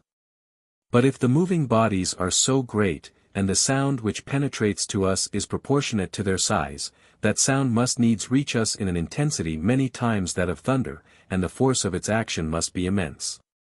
Indeed, the reason why we do not hear, and show in our bodies none of the effects of violent force, is easily given. It is that there is no noise. But not only is the explanation evident. It is also a corroboration of the truth of the views we have advanced. For the very difficulty which made the Pythagoreans say that the motion of the stars produces a concord corroborates our view. Bodies which are themselves in motion, produce noise and friction, but those which are attached or fixed to a moving body, as the parts to a ship, can no more create noise, than a ship on a river moving with the stream. Yet by the same argument one might say it was absurd that on a large vessel the motion of mast and poop should not make a great noise, and the like might be said of the movement of the vessel itself. But sound is caused when a moving body is enclosed in an unmoved body, and cannot be caused by one enclosed in, and continuous with, a moving body which creates no friction. We may say, then, in this matter that if the heavenly bodies moved in a generally diffused mass of air or fire, as everyone supposes, their motion would necessarily cause a noise of tremendous strength, and such a noise would necessarily reach and shatter us. Since, therefore, this effect is evidently not produced, it follows that none of them can move with the motion either of animate nature or of constraint. It is as though nature had foreseen the result, that if their movement were other than it is, nothing on this earth could maintain its character. That the stars are spherical and are not self-moved, has now been explained. Part 10. With their order I mean the position of each, as involving the priority of some and the posteriority of others, and their respective distances from the extremity. With this astronomy may be left to deal, since the astronomical discussion is adequate. This discussion shows that the movements of the several stars depend, as regards the varieties of speed which they exhibit, on the distance of each from the extremity. It is established that the outermost revolution of the heavens is a simple movement and the swiftest of all, and that the movement of all other bodies is composite and relatively slow. For the reason that each is moving on its own circle with the reverse motion to that of the heavens. This at once leads us to expect that the body which is nearest to that first simple revolution should take the longest time to complete its circle, and that which is farthest from it the shortest. The others taking a longer time the nearer they are and a shorter time the farther away they are. For it is the nearest body which is most strongly influenced, and the most remote, by reason of its distance, which is least affected, the influence on the intermediate bodies varying, as the mathematicians show, with their distance. Part 11. With regard to the shape of each star, the most reasonable view is that they are spherical. It has been shown that it is not in their nature to move themselves, and, since nature is no wanton or random creator, clearly she will have given things which possess no movement a shape particularly unadapted to movement. Such a shape is the sphere, since it possesses no instrument of movement. Clearly then their mass will have the form of a sphere. Again, what holds of one holds of all, and the evidence of our eyes shows us that the moon is spherical. For how else should the moon as it waxes and wanes show for the most part a crescent-shaped or gibbous figure, and only at one moment a half-moon? And astronomical arguments give further confirmation. For no other hypothesis accounts for the crescent shape of the sun's eclipses. One, then, of the heavenly bodies being spherical, clearly the rest will be spherical also. Part 12. There are two difficulties, which may very reasonably here be raised, of which we must now attempt to state the probable solution, for we regard the zeal of one whose thirst after philosophy leads him to accept even slight indications where it is very difficult to see one's way, as a proof rather of modesty than of overconfidence. Of many such problems one of the strangest is the problem why we find the greatest number of movements in the intermediate bodies, and not, rather, In each successive body a variety of movement proportionate to its distance from the primary motion. For we should expect, since the primary body shows one motion only, that the body which is nearest to it should move with the fewest movements, say 2, and the one next after that with 3, or some similar arrangement. But the opposite is the case. The movements of the sun and moon are fewer than those of some of the planets. Yet these planets are farther from the center and thus nearer to the primary body than they, as observation has itself revealed. For we have seen the moon, half full, pass beneath the planet Mars, which vanished on its shadow side and came forth by the bright and shining part. Similar accounts of other stars are given by the Egyptians and Babylonians, whose observations have been kept for very many years past, and from whom much of our evidence about particular stars is derived. A second difficulty which may with equal justice be raised is this. Why is it that the primary motion includes such a multitude of stars that their whole array seems to defy counting, while of the other stars each one is separated off, and in no case do we find two or more attached to the same motion? On these questions, I say, it is well that we should seek to increase our understanding, though we have but little to go upon, and are placed at so great a distance from the facts in question. Nevertheless there are certain principles on which if we base our consideration we shall not find this difficulty by any means insoluble. We may object that we have been thinking of the stars as mere bodies, and as units with a serial order indeed but entirely inanimate, but should rather conceive them as enjoying life and action. On this view the facts cease to appear surprising. For it is natural that the best conditioned of all things should have its good without action, that which is nearest to it should achieve it by little and simple action, and that which is farther removed by a complexity of actions. Just as with men's bodies one is in good condition without exercise at all, another after a short walk, while another requires running and wrestling and hard training. And there are yet others who however hard they worked themselves could never secure this good, but only some substitute for it. To succeed often or in many things is difficult. For instance, to throw 10,000 cone throws with the dice would be impossible, but to throw one or two is comparatively easy. In action, again, when A has to be done to get B, B to get C, and C to get D, one step or two present little difficulty, but as the series extends the difficulty grows. We must, then, think of the action of the lower stars as similar to that of animals and plants. For on our earth it is man that has the greatest variety of actions, for there are many goods that man can secure. Hence his actions are various and directed to ends beyond them, while the perfectly conditioned has no need of action, since it is itself the end, and action always requires two terms, end and means. The lower animals have less variety of action than man, and plants perhaps have little action and of one kind only. For either they have but one attainable good, as indeed man has, or, if several, each contributes directly to their ultimate good.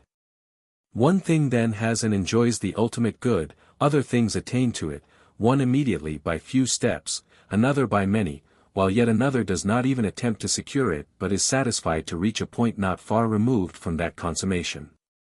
Thus, taking health as the end, there will be one thing that always possesses health, others that attain it, one by reducing flesh, another by running and thus reducing flesh, another by taking steps to enable himself to run. Thus further increasing the number of movements, while another cannot attain health itself, but only running or reduction of flesh, so that one or other of these is for such a being the end.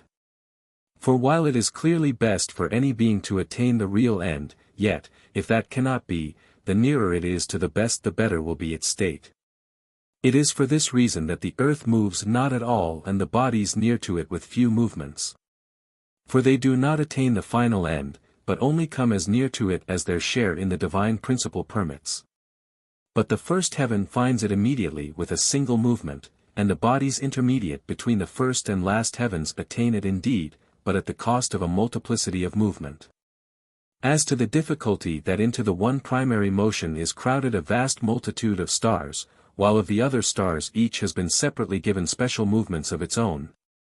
There is in the first place this reason for regarding the arrangement as a natural one. In thinking of the life and moving principle of the several heavens, one must regard the first as far superior to the others. Such a superiority would be reasonable. For this single first motion has to move many of the divine bodies, while the numerous other motions move only one each, since each single planet moves with a variety of motions. Thus, then, nature makes matters equal and establishes a certain order, giving to the single motion many bodies and to the single body many motions. And there is a second reason why the other motions have each only one body, in that each of them except the last, i.e. that which contains the one star, is really moving many bodies. For this last sphere moves with many others, to which it is fixed, each sphere being actually a body, so that its movement will be a joint product. Each sphere, in fact, has its particular natural motion, to which the general movement is, as it were, added. But the force of any limited body is only adequate to moving a limited body. The characteristics of the stars which move with a circular motion, in respect of substance and shape, movement and order, have now been sufficiently explained. Part 13. It remains to speak of the earth, of its position, of the question whether it is at rest or in motion, and of its shape. As to its position there is some difference of opinion. Most people in fact, who regard the whole heaven as finite say it lies at the center. But the Italian philosophers known as Pythagoreans take the contrary view.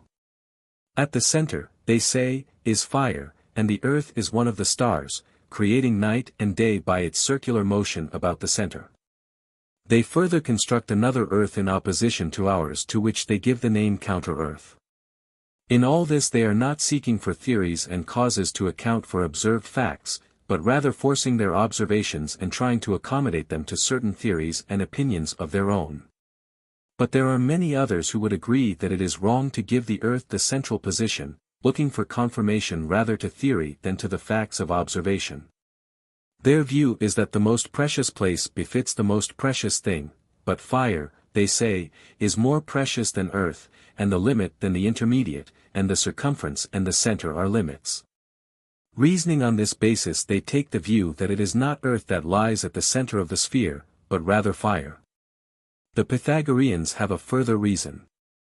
They hold that the most important part of the world, which is the center, should be most strictly guarded, and name it, or rather the fire which occupies that place, the guardhouse of Zeus, as if the word center were quite unequivocal. And the center of the mathematical figure were always the same with that of the thing or the natural center.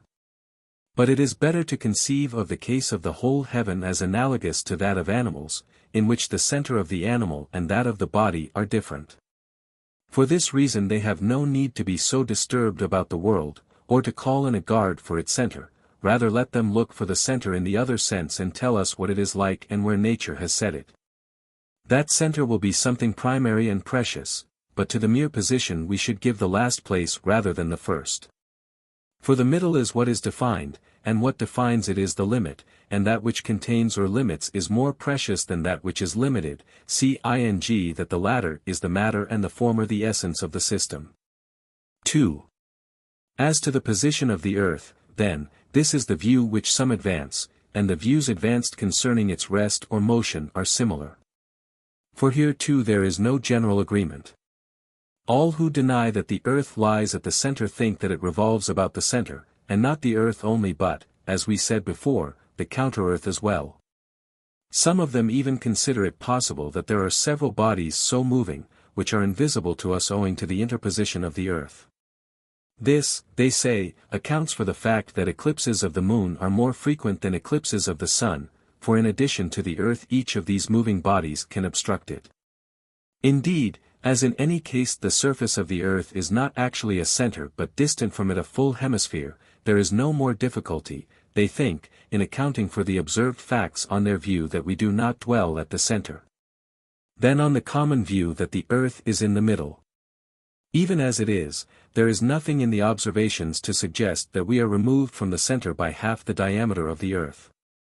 Others, again, say that the earth, which lies at the center, is rolled, and thus in motion, about the axis of the whole heaven, so it stands written in the Timaeus. 3. There are similar disputes about the shape of the earth. Some think it is spherical, others that it is flat and drum-shaped. For evidence they bring the fact that, as the sun rises and sets, the part concealed by the earth shows a straight and not a curved edge, whereas if the earth were spherical the line of section would have to be circular. In this they leave out of account the great distance of the sun from the earth and the great size of the circumference, which, seen from a distance on these apparently small circles appears straight. Such an appearance ought not to make them doubt the circular shape of the earth. But they have another argument. They say that because it is at rest, the earth must necessarily have this shape. For there are many different ways in which the movement or rest of the earth has been conceived. The difficulty must have occurred to every one.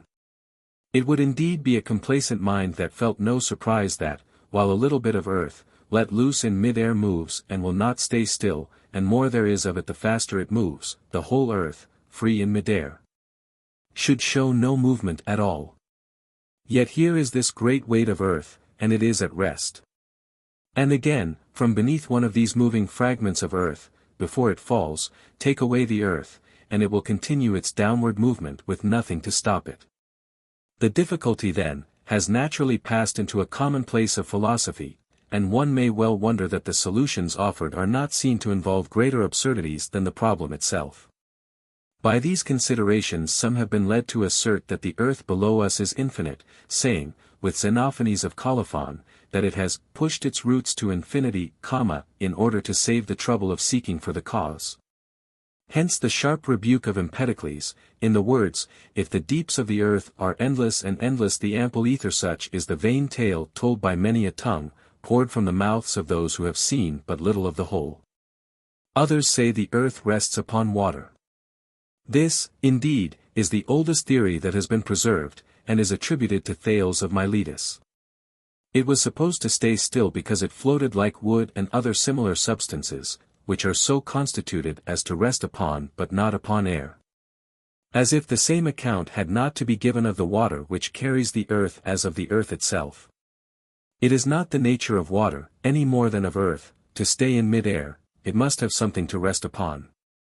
Again, as air is lighter than water, so is water than earth, how then can they think that the naturally lighter substance lies below the heavier?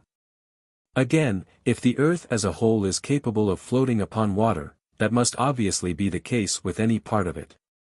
But observation shows that this is not the case. Any piece of earth goes to the bottom, the quicker the larger it is. These thinkers seem to push their inquiries some way into the problem, but not so far as they might. It is what we are all inclined to do, to direct our inquiry not by the matter itself, but by the views of our opponents, and even when interrogating oneself one pushes the inquiry only to the point at which one can no longer offer any opposition. Hence a good inquirer will be one who is ready in bringing forward the objections proper to the genus, and that he will be when he has gained an understanding of all the differences. Anaximenes and Anaxagoras and Democritus give the flatness of the earth as the cause of its staying still. Thus, they say, it does not cut, but covers like a lid, the air beneath it. This seems to be the way of flat-shaped bodies, for even the wind can scarcely move them because of their power of resistance.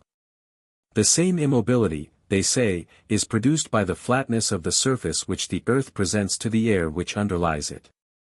While the air, not having room enough to change its place because it is underneath the earth, stays there in a mass, like the water in the case of the water clock. And they adduce an amount of evidence to prove that air, when cut off and at rest, can bear a considerable weight. Now, first, if the shape of the earth is not flat, its flatness cannot be the cause of its immobility. But in their own account it is rather the size of the earth than its flatness that causes it to remain at rest. For the reason why the air is so closely confined that it cannot find a passage, and therefore stays where it is its great amount, and this amount great because the body which isolates it, the earth, is very large. This result, then, will follow, even if the earth is spherical, so long as it retains its size. So far as their arguments go, the earth will still be at rest. In general, our quarrel with those who speak of movement in this way cannot be confined to the parts, it concerns the whole universe. One must decide at the outset whether bodies have a natural movement or not, whether there is no natural but only constrained movement. Seeing, however, that we have already decided this matter to the best of our ability, we are entitled to treat our results as representing fact. Bodies, we say, which have no natural movement, have no constrained movement. And where there is no natural and no constrained movement there will be no movement at all. This is a conclusion, the necessity of which we have already decided, and we have seen further that rest also will be inconceivable, since rest, like movement, is either natural or constrained. But if there is any natural movement, constraint will not be the sole principle of motion or of rest. If, then, it is by constraint that the earth now keeps its place, the so-called whirling movement by which its parts came together at the center was also constrained. The form of causation suppose they all borrow from observations of liquids and of air, in which the larger and heavier bodies always move to the center of the whirl. This is thought by all those who try to generate the heavens to explain why the earth came together at the center. They then seek a reason for its staying there.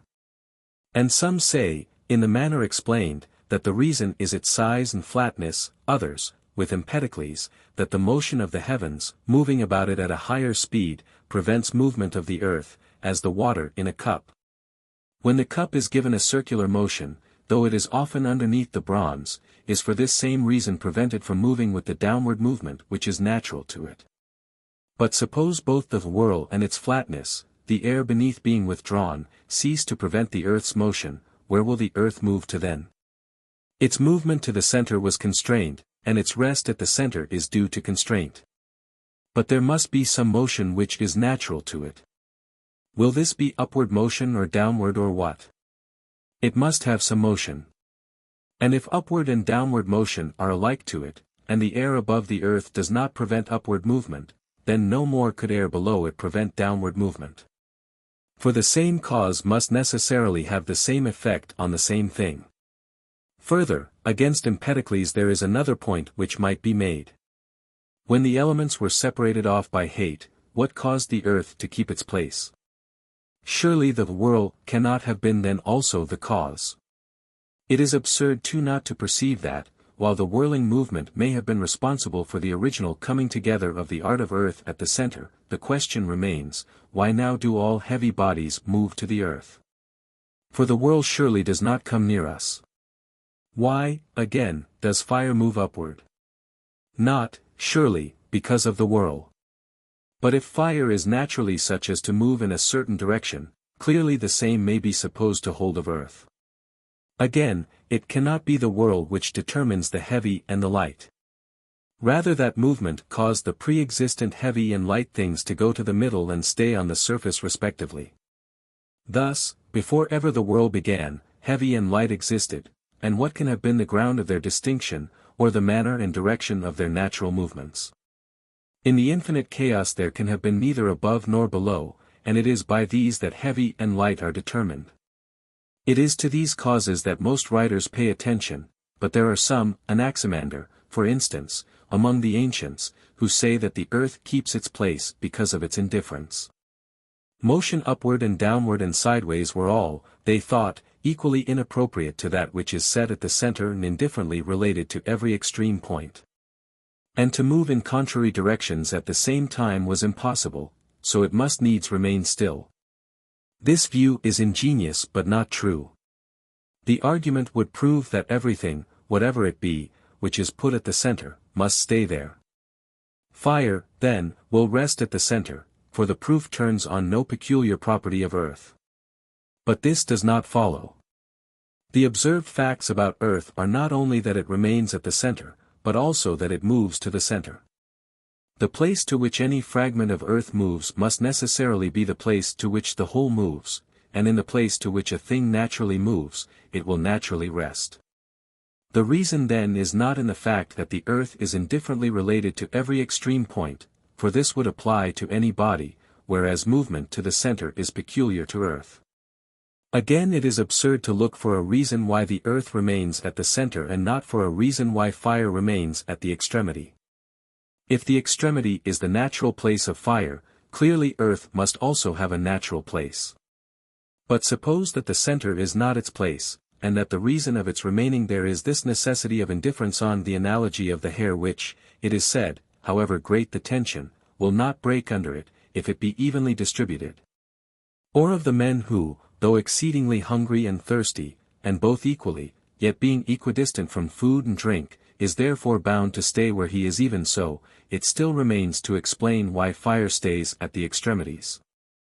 It is strange, too, to ask about things staying still but not about their motion. Why, I mean, one thing, if nothing stops it, moves up, and another thing to the center. Again, their statements are not true. It happens, indeed, to be the case that a thing to which movement this way and that is equally inappropriate is obliged to remain at the center. But so far as their argument goes, instead of remaining there, it will move, only not as a mass but in fragments. For the argument applies equally to fire. Fire, if set at the center, should stay there, like earth, since it will be indifferently related to every point on the extremity.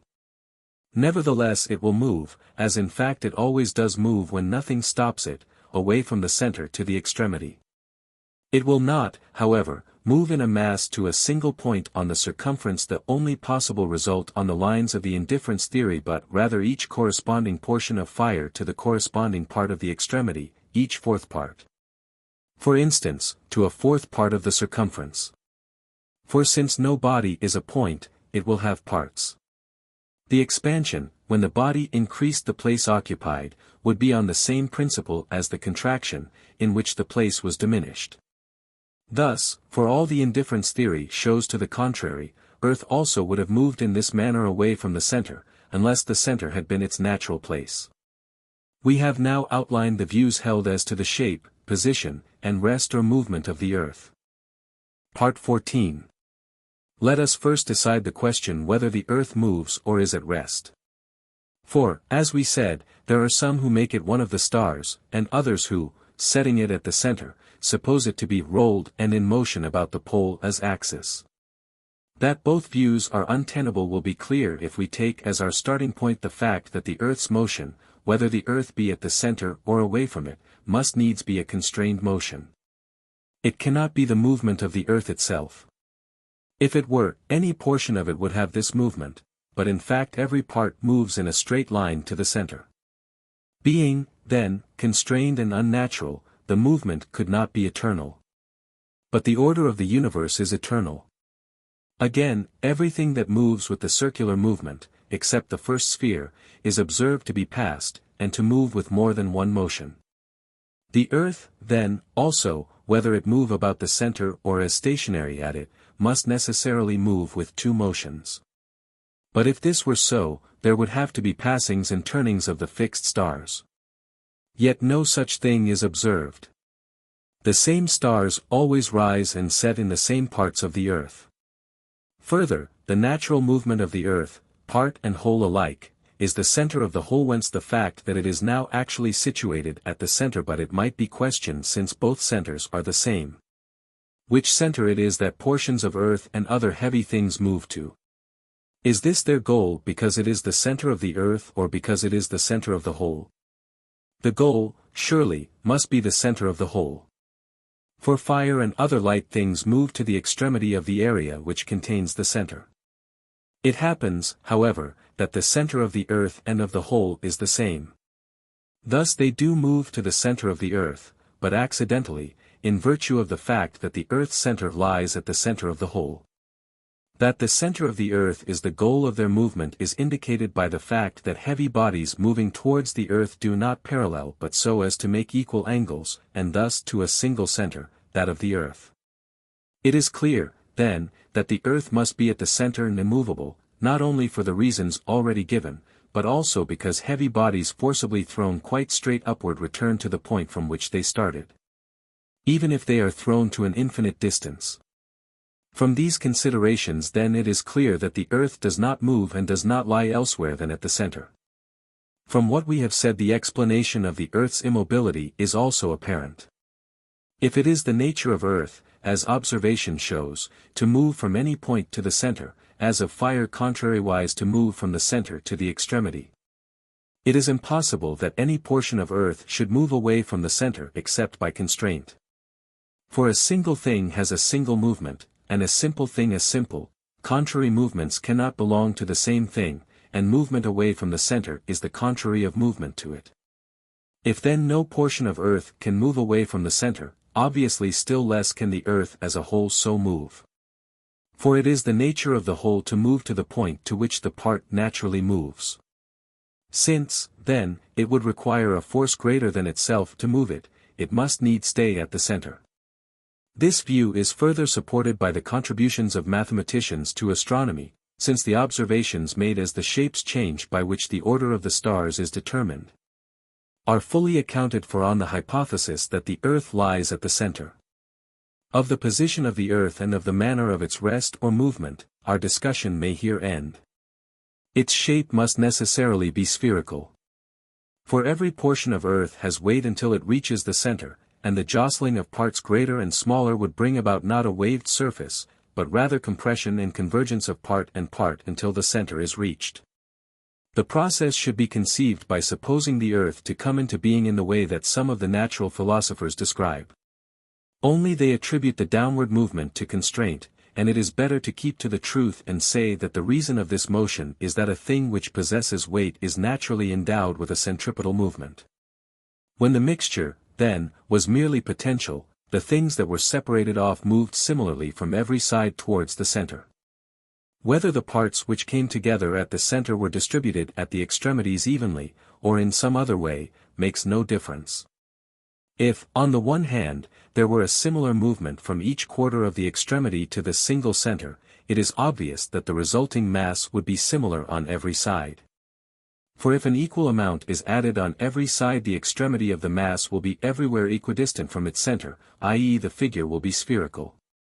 But neither will it in any way affect the argument if there is not a similar accession of concurrent fragments from every side. For the greater quantity, finding a lesser in front of it, must necessarily drive it on, both having an impulse whose goal is the center, and the greater weight driving the lesser forward till this goal is reached. In this we have also the solution of a possible difficulty.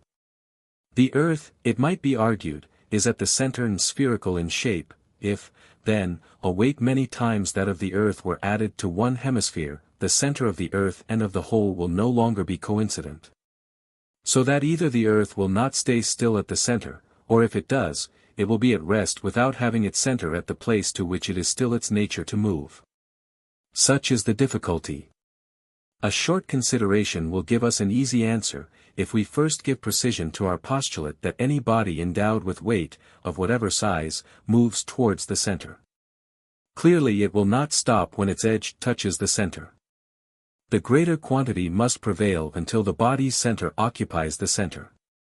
For that is the goal of its impulse. Now it makes no difference whether we apply this to a clod or common fragment of earth or to the earth as a whole. The fact indicated does not depend upon degrees of size but applies universally to everything that has the centripetal impulse.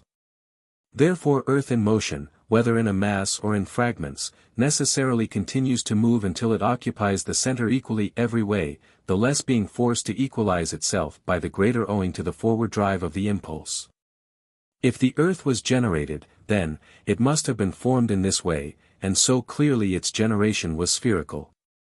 And if it is ungenerated and has remained so always, its character must be that which the initial generation, if it had occurred, would have given it. But the spherical shape, necessitated by this argument, follows also from the fact that the motions of heavy bodies always make equal angles, and are not parallel. This would be the natural form of movement towards what is naturally spherical. Either then the earth is spherical or it is at least naturally spherical. And it is right to call anything that which nature intends it to be, and which belongs to it, rather than that which it is by constraint and contrary to nature. The evidence of the senses further corroborates this. How else would eclipses of the moon show segments shaped as we see them?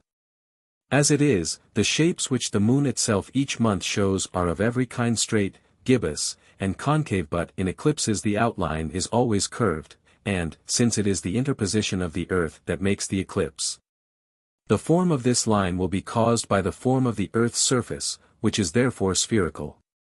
Again, our observations of the stars make it evident, not only that the earth is circular, but also that it is a circle of no great size. For quite a small change of position to south or north causes a manifest alteration of the horizon. There is much change, I mean, in the stars which are overhead, and the stars seen are different, as one moves northward or southward. Indeed, there are some stars seen in Egypt and in the neighborhood of Cyprus which are not seen in the northerly regions, and stars, which in the north are never beyond the range of observation, in those regions rise and set.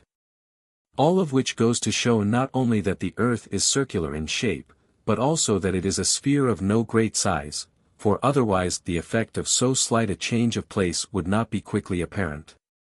Hence one should not be too sure of the incredibility of the view of those who conceive that there is continuity between the parts about the Pillars of Hercules and the parts about India, and that in this way the ocean is one. As further evidence in favor of this they quote the case of elephants, a species occurring in each of these extreme regions, suggesting that the common characteristic of these extremes is explained by their continuity. Also, those mathematicians who try to calculate the size of the Earth's circumference arrive at the figure 400,000 stades. This indicates not only that the Earth's mass is spherical in shape, but also that as compared with the stars it is not of great size. Book 3. Part 1. We have already discussed the first heaven and its parts, the moving stars within it, the matter of which these are composed and their bodily constitution, and we have also shown that they are ungenerated and indestructible. Now things that we call natural are either substances or functions and attributes of substances. As substances I class the simple bodies fire, earth, and the other terms of the series and all things composed of them. For example, the heaven as a whole and its parts, animals, again, and plants and their parts. By attributes and functions I mean the movements of these and of all other things in which they have power in themselves to cause movement, and also their alterations and reciprocal transformations. It is obvious, then, that the greater part of the inquiry into nature concerns bodies, for a natural substance is either a body or a thing which cannot come into existence without body and magnitude. This appears plainly from an analysis of the character of natural things, and equally from an inspection of the instances of inquiry into nature. Since, then, we have spoken of the primary element, of its bodily constitution, and of its freedom from destruction and generation, it remains to speak of the other two. In speaking of them we shall be obliged also to inquire into generation and destruction. For if there is generation anywhere, it must be in these elements and things composed of them. This is indeed the first question we have to ask: is generation a fact or not? Earlier speculation was at variance both with itself and with the views here put forward as to the true answer to this question. Some removed generation and destruction from the world altogether. Nothing that is, they said, is generated or destroyed, and our conviction to the contrary is an illusion. So maintained the school of Melissus and Parmenides. But however excellent their theories may otherwise be, anyhow they cannot be held to speak as students of nature. There may be things not subject to generation or any kind of movement, but if so they belong to another and a higher inquiry than the study of nature. They, however, had no idea of any form of being other than the substance of things perceived. And when they saw, what no one previously had seen, that there could be no knowledge or wisdom without some such unchanging entities, they naturally transferred what was true of them to things perceived. Others, perhaps intentionally, maintain precisely the contrary opinion to this. It has been asserted that everything in the world was subject to generation and nothing was ungenerated, but that after being generated some things remained indestructible while the rest were again destroyed. This had been asserted in the first instance by Hesiod and his followers, but afterwards outside his circle by the earliest natural philosophers. But what these thinkers maintained was that all else has been generated and, as they said, is flowing away, nothing having any solidity, except one single thing which persists as the basis of all these transformations. So we may interpret the statements of Heraclitus of Ephesus and many others. And some subject all bodies whatever to generation, by means of the composition and separation of planes. Discussion of the other views may be postponed. But this last theory which composes every body of planes is, as the most superficial observation shows, in many respects in plain contradiction with mathematics. It is, however, wrong to remove the foundations of a science unless you can replace them with others more convincing. And, secondly, the same theory which composes solids of planes clearly composes planes of lines and lines of points, so that a part of a line need not be a line. This matter has been already considered in our discussion of movement, where we have shown that an indivisible length is impossible. But with respect to natural bodies there are impossibilities involved in the view which asserts indivisible lines, which we may briefly consider at this point. For the impossible consequences which result from this view in the mathematical sphere will reproduce themselves when it is applied to physical bodies, but there will be difficulties in physics which are not present in mathematics. For mathematics deals with an abstract and physics with a more concrete object. There are many attributes necessarily present in physical bodies which are necessarily excluded by indivisibility, all attributes, in fact, which are divisible. There can be nothing divisible in an indivisible thing, but the attributes of bodies are all divisible in one of two ways. They are divisible into kinds, as color is divided into white and black, and they are divisible per accidens when that which has them is divisible. In this latter sense attributes which are simple are nevertheless divisible. Attributes of this kind will serve, therefore, to illustrate the impossibility of the view. It is impossible, if two parts of a thing have no weight, that the two together should have weight. But either all perceptible bodies or some, such as earth and water, have weight, as these thinkers would themselves admit. Now if the point has no weight, clearly the lines have not either, and, if they have not, neither have the planes. Therefore no body has weight. It is, further, manifest that their point cannot have weight. For while a heavy thing may always be heavier than something and a light thing lighter than something, a thing which is heavier or lighter than something need not be itself heavy or light, just as a large thing is larger than others. But what is larger is not always large. A thing which, judged absolutely, is small may none the less be larger than other things. Whatever, then, is heavy and also heavier than something else, must exceed this by something which is heavy. A heavy thing therefore is always divisible. But it is common ground that a point is indivisible. Again, suppose that what is heavy or weight is a dense body, and what is light rare. Dense differs from rare in containing more matter in the same cubic area. A point, then, if it may be heavy or light, may be dense or rare. But the dense is divisible while a point is indivisible. And if what is heavy must be either hard or soft, an impossible consequence is easy to draw. For a thing is soft if its surface can be pressed in, hard if it cannot, and if it can be pressed in it is divisible. Moreover, no weight can consist of parts not possessing weight. For how, except by the merest fiction, can they specify the number and character of the parts which will produce weight? And, further, when one weight is greater than another, the difference is a third weight. From which it will follow that every indivisible part possesses weight. For suppose that a body of 4 points possesses weight. A body composed of more than 4 points will superior in weight to it, a thing which has weight. But the difference between weight and weight must be a weight, as the difference between white and whiter is white. Here the difference which makes the superior weight heavier is the single point which remains when the common number, 4, is subtracted. A single point, therefore, has weight. Further, to assume, on the one hand, that the planes can only be put in linear contact would be ridiculous. For just as there are two ways of putting lines together, namely, end to end side by side, so there must be two ways of putting planes together. Lines can be put together so that contact is linear by laying one along the other, though not by putting them end to end. But if, similarly, in putting the lanes together, superficial contact is allowed as an alternative to linear, that method will give them bodies which are not any element nor composed of elements. Again, if it is the number of planes in a body that makes one heavier than another, as the Timaeus explains, clearly the line and the point will have weight. For the three cases are, as we said before, analogous. But if the reason of differences of weight is not this, but rather the heaviness of earth and the lightness of fire, then some of the planes will be light and others heavy, which involves a similar distinction in the lines and the points. The earth plane, I mean, will be heavier than the fire plane. In general, the result is either that there is no magnitude at all, or that all magnitude could be done away with. For a point is to a line as a line is to a plane and as a plane is to a body.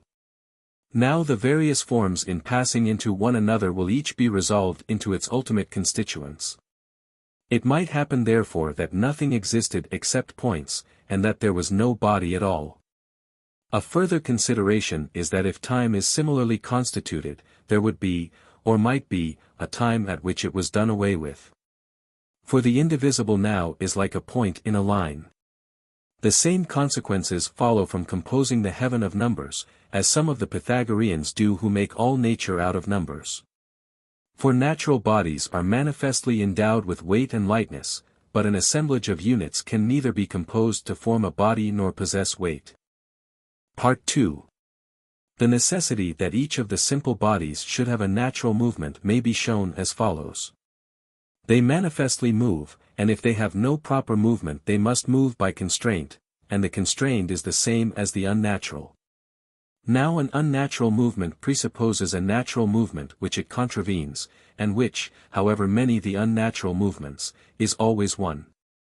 For naturally a thing moves in one way, while its unnatural movements are manifold. The same may be shown, from the fact of rest. Rest, also, must either be constrained or natural, constrained in a place to which movement was constrained, natural in a place movement to which was natural. Now manifestly there is a body which is at rest at the center. If then this rest is natural to it, clearly motion to this place is natural to it. If, on the other hand, its rest is constrained, what is hindering its motion?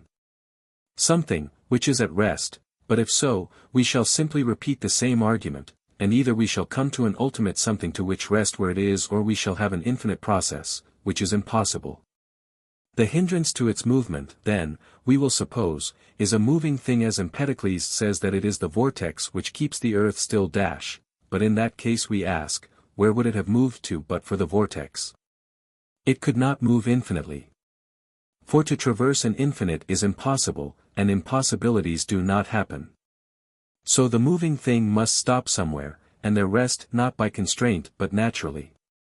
But a natural rest proves a natural movement to the place of rest. Hence Leucippus and Democritus, who say that the primary bodies are in perpetual movement in the void or infinite, may be asked to explain the manner of their motion and the kind of movement which is natural to them. For if the various elements are constrained by one another to move as they do, each must still have a natural movement which the constraint contravenes, and the prime mover must cause motion not by constraint but naturally. If there is no ultimate natural cause of movement and each preceding term in the series is always moved by constraint, we shall have an infinite process. The same difficulty is involved even if it is supposed, as we read in the Timaeus, that before the ordered world was made the elements moved without order. Their movement must have been due either to constraint or to their nature. And if their movement was natural, a moment's consideration shows that there was already an ordered world. For the prime mover must cause motion in virtue of its own natural movement, and the other bodies, moving without constraint, as they came to rest in their proper places, would fall into the order in which they now stand. The heavy bodies moving towards the center and the light bodies away from it. But that is the order of their distribution in our world. There is a further question, too, which might be asked. Is it possible or impossible that bodies in unordered movement should combine in some cases into combinations like those of which bodies of nature's composing are composed, such, I mean, as bones and flesh? Yet this is what Empedocles asserts to have occurred under love. Many a head, says he, came to birth without a neck. The answer to the view that there are infinite bodies moving in an infinite is that, if the cause of movement is single, they must move with a single motion, and therefore not without order. And if, on the other hand, the causes are of infinite variety, their motions too must be infinitely varied. For a finite number of causes would produce a kind of order, since absence of order is not proved by diversity of direction in motions. Indeed, in the world we know, not all bodies, but only bodies of the same kind, have a common goal of movement. Again, disorderly movement means in reality unnatural movement, since the order proper to perceptible things is their nature.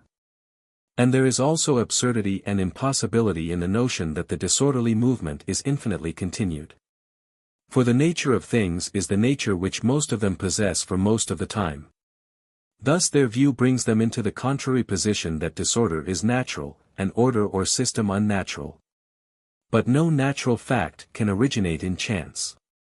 This is a point which Anaxagoras seems to have thoroughly grasped, for he starts his cosmogony from unmoved things. The others, it is true, make things collect together somehow before they try to produce motion and separation. But there is no sense in starting generation from an original state in which bodies are separated and in movement. Hence Empedocles begins after the process ruled by love, for he could not have constructed the heaven by building it up out of bodies in separation, making them to combine by the power of love. Since our world has its constituent elements in separation, and therefore presupposes a previous state of unity and combination. These arguments make it plain that every body has its natural movement, which is not constrained or contrary to its nature. We go on to show that there are certain bodies whose necessary impetus is that of weight and lightness. Of necessity, we assert, they must move, and a moved thing which has no natural impetus cannot move either towards or away from the center. Suppose a body A without weight, and a body B endowed with weight. Suppose the weightless body to move the distance CD, while B in the same time moves the distance SU, which will be greater since the heavy thing must move further. Let the heavy body then be divided in the proportion CE, CD, for there is no reason why a part of B should not stand in this relation to the whole. Now if the whole moves the whole distance CE, the part must in the same time move the distance CD. A weightless body, therefore, and one which has weight will move the same distance, which is impossible. And the same argument would fit the case of lightness. Again, a body which is in motion but has neither weight nor lightness, must be moved by constraint, and must continue its constrained movement infinitely. For there will be a force which moves it, and the smaller and lighter a body is the further will a given force move it. Now let A, the weightless body, be moved the distance SU, and B, which has weight, be moved in the same time the distance CD. Dividing the heavy body in the proportion CE, CD, we subtract from the heavy body a part which will in the same time move the distance CE. Since the whole moved CD, for the relative speeds of the two bodies will be in inverse ratio to their respective sizes. Thus the weightless body will move the same distance as the heavy in the same time. But this is impossible. Hence, since the motion of the weightless body will cover a greater distance than any that is suggested, it will continue infinitely. It is therefore obvious that every body must have a definite weight or lightness. But since nature means a source of movement within the thing itself, while a force is a source of movement in something other than it or in itself qua other, and since movement is always due either to nature or to constraint, movement which is natural, as downward movement is to a stone, will be merely accelerated by an external force, while an unnatural movement will be due to the force alone. In either case the air is as it were instrumental to the force. For air is both light and heavy, and thus qua light produces upward motion, being propelled and set in motion by the force, and qua heavy produces a downward motion. In either case the force transmits the movement to the body by first, as it were, impregnating the air. That is why a body moved by constraint continues to move when that which gave the impulse ceases to accompany it. Otherwise, i.e., if the air were not endowed with this function, constrained movement would be impossible. And the natural movement of a body may be helped on in the same way. This discussion suffices to show, 1. That all bodies are either light or heavy, and, 2. How unnatural movement takes place. From what has been said earlier it is plain that there cannot be generation either of everything or in an absolute sense of anything. It is impossible that everything should be generated, unless an extracorporeal void is possible. For, assuming generation, the place which is to be occupied by that which is coming to be, must have been previously occupied by void in which no body was. Now it is quite possible for one body to be generated out of another, air for instance out of fire, but in the absence of any pre-existing mass generation is impossible. That which is potentially a certain kind of body may, it is true, become such in actuality, but if the potential body was not already in actuality some other kind of body, the existence of an extracorporeal void must be admitted. Part 3. It remains to say what bodies are subject to generation, and why. Since in every case knowledge depends on what is primary, and the elements are the primary constituents of bodies, we must ask which of such bodies are elements, and why. And after that what is their number and character. The answer will be plain if we first explain what kind of substance an element is. An element, we take it, is a body into which other bodies may be analyzed, present in them potentially or in actuality, which of these, is still disputable, and not itself divisible into bodies different in form. That, or something like it, is what all men in every case mean by element. Now if what we have described is an element, clearly there must be such bodies. For flesh and wood and all other similar bodies contain potentially fire and earth, since one sees these elements exuded from them. And, on the other hand, neither in potentiality nor in actuality does fire contain flesh or wood, or it would exude them. Similarly, even if there were only one elementary body, it would not contain them. For though it will be either flesh or bone or something else, that does not at once show that it contained these in potentiality, the further question remains, in what manner it becomes them. Now Anaxagoras opposes Empedocles' view of the elements. Empedocles says that fire and earth and the related bodies are elementary bodies of which all things are composed, but this Anaxagoras denies. His elements are the homoiamorous things, viz. flesh, bone, and the like. Earth and fire are mixtures, composed of them and all the other seeds, each consisting of a collection of all the homoiamorous bodies, separately invisible, and that explains why from these two bodies all others are generated. To him fire and ether are the same thing. But since every natural body has a proper movement, and movements are either simple or mixed, mixed in mixed bodies and simple in simple, there must obviously be simple bodies. For there are simple movements. It is plain, then, that there are elements, and why. Part 4. The next question to consider is whether the elements are finite or infinite in number, and, if finite, what their number is. Let us first show reason or denying that their number is infinite, as some suppose. We begin with the view of Anaxagoras that all the homoiamorous bodies are elements. Anyone who adopts this view misapprehends the meaning of element. Observation shows that even mixed bodies are often divisible into homoiamorous parts. Examples are flesh, bone, wood, and stone. Since then the composite cannot be an element, not every homoiamorous body can be an element, only, as we said before, that which is not divisible into bodies different in form. But even taking element as they do, they need not assert an infinity of elements, since the hypothesis of a finite number will give identical results. Indeed even 2 or 3 such bodies serve the purpose as well, as Empedocles' attempt shows. Again, even on their view it turns out that all things are not composed of homoiamorous bodies. They do not pretend that a face is composed of faces, or that any other natural conformation is composed of parts like itself. Obviously then it would be better to assume a finite number of principles. They should, in fact, be as few as possible, consistently with proving what has to be proved. This is the common demand of mathematicians, who always assume as principles things finite either in kind or in number. Again, if body is distinguished from body by the appropriate qualitative difference, and there is a limit to the number of differences, for the difference lies in qualities apprehended by sense, which are in fact finite in number. Though this requires proof, then manifestly there is necessarily a limit to the number of elements. There is, further, another view, that of Leucippus and Democritus of Abdera, the implications of which are also unacceptable. The primary masses, according to them, are infinite in number and indivisible in mass, one cannot turn into many nor many into one, and all things are generated by their combination and involution. Now this view in a sense makes things out to be numbers or composed of numbers. The exposition is not clear, but this is its real meaning.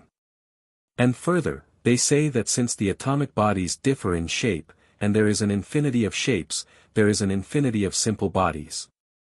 But they have never explained in detail the shapes of the various elements, except so far to allot the sphere to fire, air, water, and the rest they distinguished by the relative size of the atom, assuming that the atomic substance was a sort of master seed for each and every element.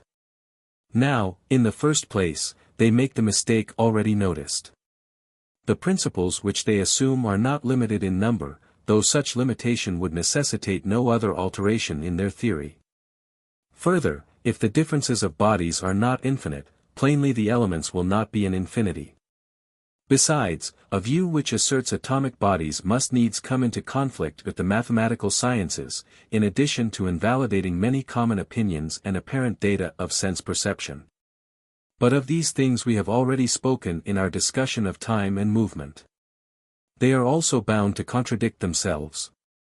For if the elements are atomic, air, earth, and water cannot be differentiated by the relative sizes of their atoms, since then they could not be generated out of one another. The extrusion of the largest atoms is a process that will in time exhaust the supply, and it is by such a process that they account for the generation of water, air, and earth from one another. Again, even on their own presuppositions it does not seem as if the clements would be infinite in number. The atoms differ in figure, and all figures are composed of pyramids, rectilinear the case of rectilinear figures, while the sphere has 8 pyramidal parts. The figures must have their principles, and, whether these are 1 or 2 or more, the simple bodies must be the same in number as they. Again, if every element has its proper movement, and a simple body has a simple movement, and the number of simple movements is not infinite, because the simple motions are only 2 and the number of places is not infinite. On these grounds also we should have to deny that the number of elements is infinite. Part 5. Since the number of the elements must be limited, it remains to inquire whether there is more than one element. Some assume one only, which is according to some water, to others air, to others fire, to others again something finer than water and denser than air, an infinite body, so they say, bracing all the heavens. Now those who decide for a single element, which is either water or air or a body finer than water and denser than air, and proceed to generate other things out of it by use of the attributes density and rarity, all alike fail to observe the fact that they are depriving the element of its priority. Generation out of the elements is, as they say, synthesis, and generation into the elements is analysis, so that the body with the finer parts must have priority in the order of nature. But they say that fire is of all bodies the finest. Hence fire will be first in the natural order. And whether the finest body is fire or not makes no difference, anyhow it must be one of the other bodies that is primary and not that which is intermediate. Again, density and rarity, as instruments of generation, are equivalent to fineness and coarseness, since the fine is rare, and coarse in their use means dense. But fineness and coarseness, again, are equivalent to greatness and smallness, since a thing with small parts is fine and a thing with large parts coarse. For that which spreads itself out widely is fine, and a thing composed of small parts is so spread out. In the end, then, they distinguish the various other substances from the element by the greatness and smallness of their parts. This method of distinction makes all judgment relative. There will be no absolute distinction between fire, water, and air, but one and the same body will be relatively to this fire, relatively to something else air. The same difficulty is involved equally in the view elements and distinguishes them by their greatness and smallness. The principle of distinction between bodies being quantity, the various sizes will be in a definite ratio, and whatever bodies are in this ratio to one another must be air, fire, earth, and water respectively. For the ratios of smaller bodies may be repeated among greater bodies. Those who start from fire as the single element, while avoiding this difficulty, involve themselves in many others. Some of them give fire a particular shape, like those who make it a pyramid, and this on one of two grounds. The reason given may be more crudely that the pyramid is the most piercing of figures as fire is of bodies, or more ingeniously the position may be supported by the following argument. As all bodies are composed of that which has the finest parts, so all solid figures are composed of pyramids, but the finest body is fire, while among figures the pyramid is primary and has the smallest parts. And the primary body must have the primary figure, therefore fire will be a pyramid. Others, again, express no opinion on the subject of its figure, but simply regard it as the of the finest parts, which in combination will form other bodies, as the fusing of gold dust produces solid gold. Both of these views involve the same difficulties.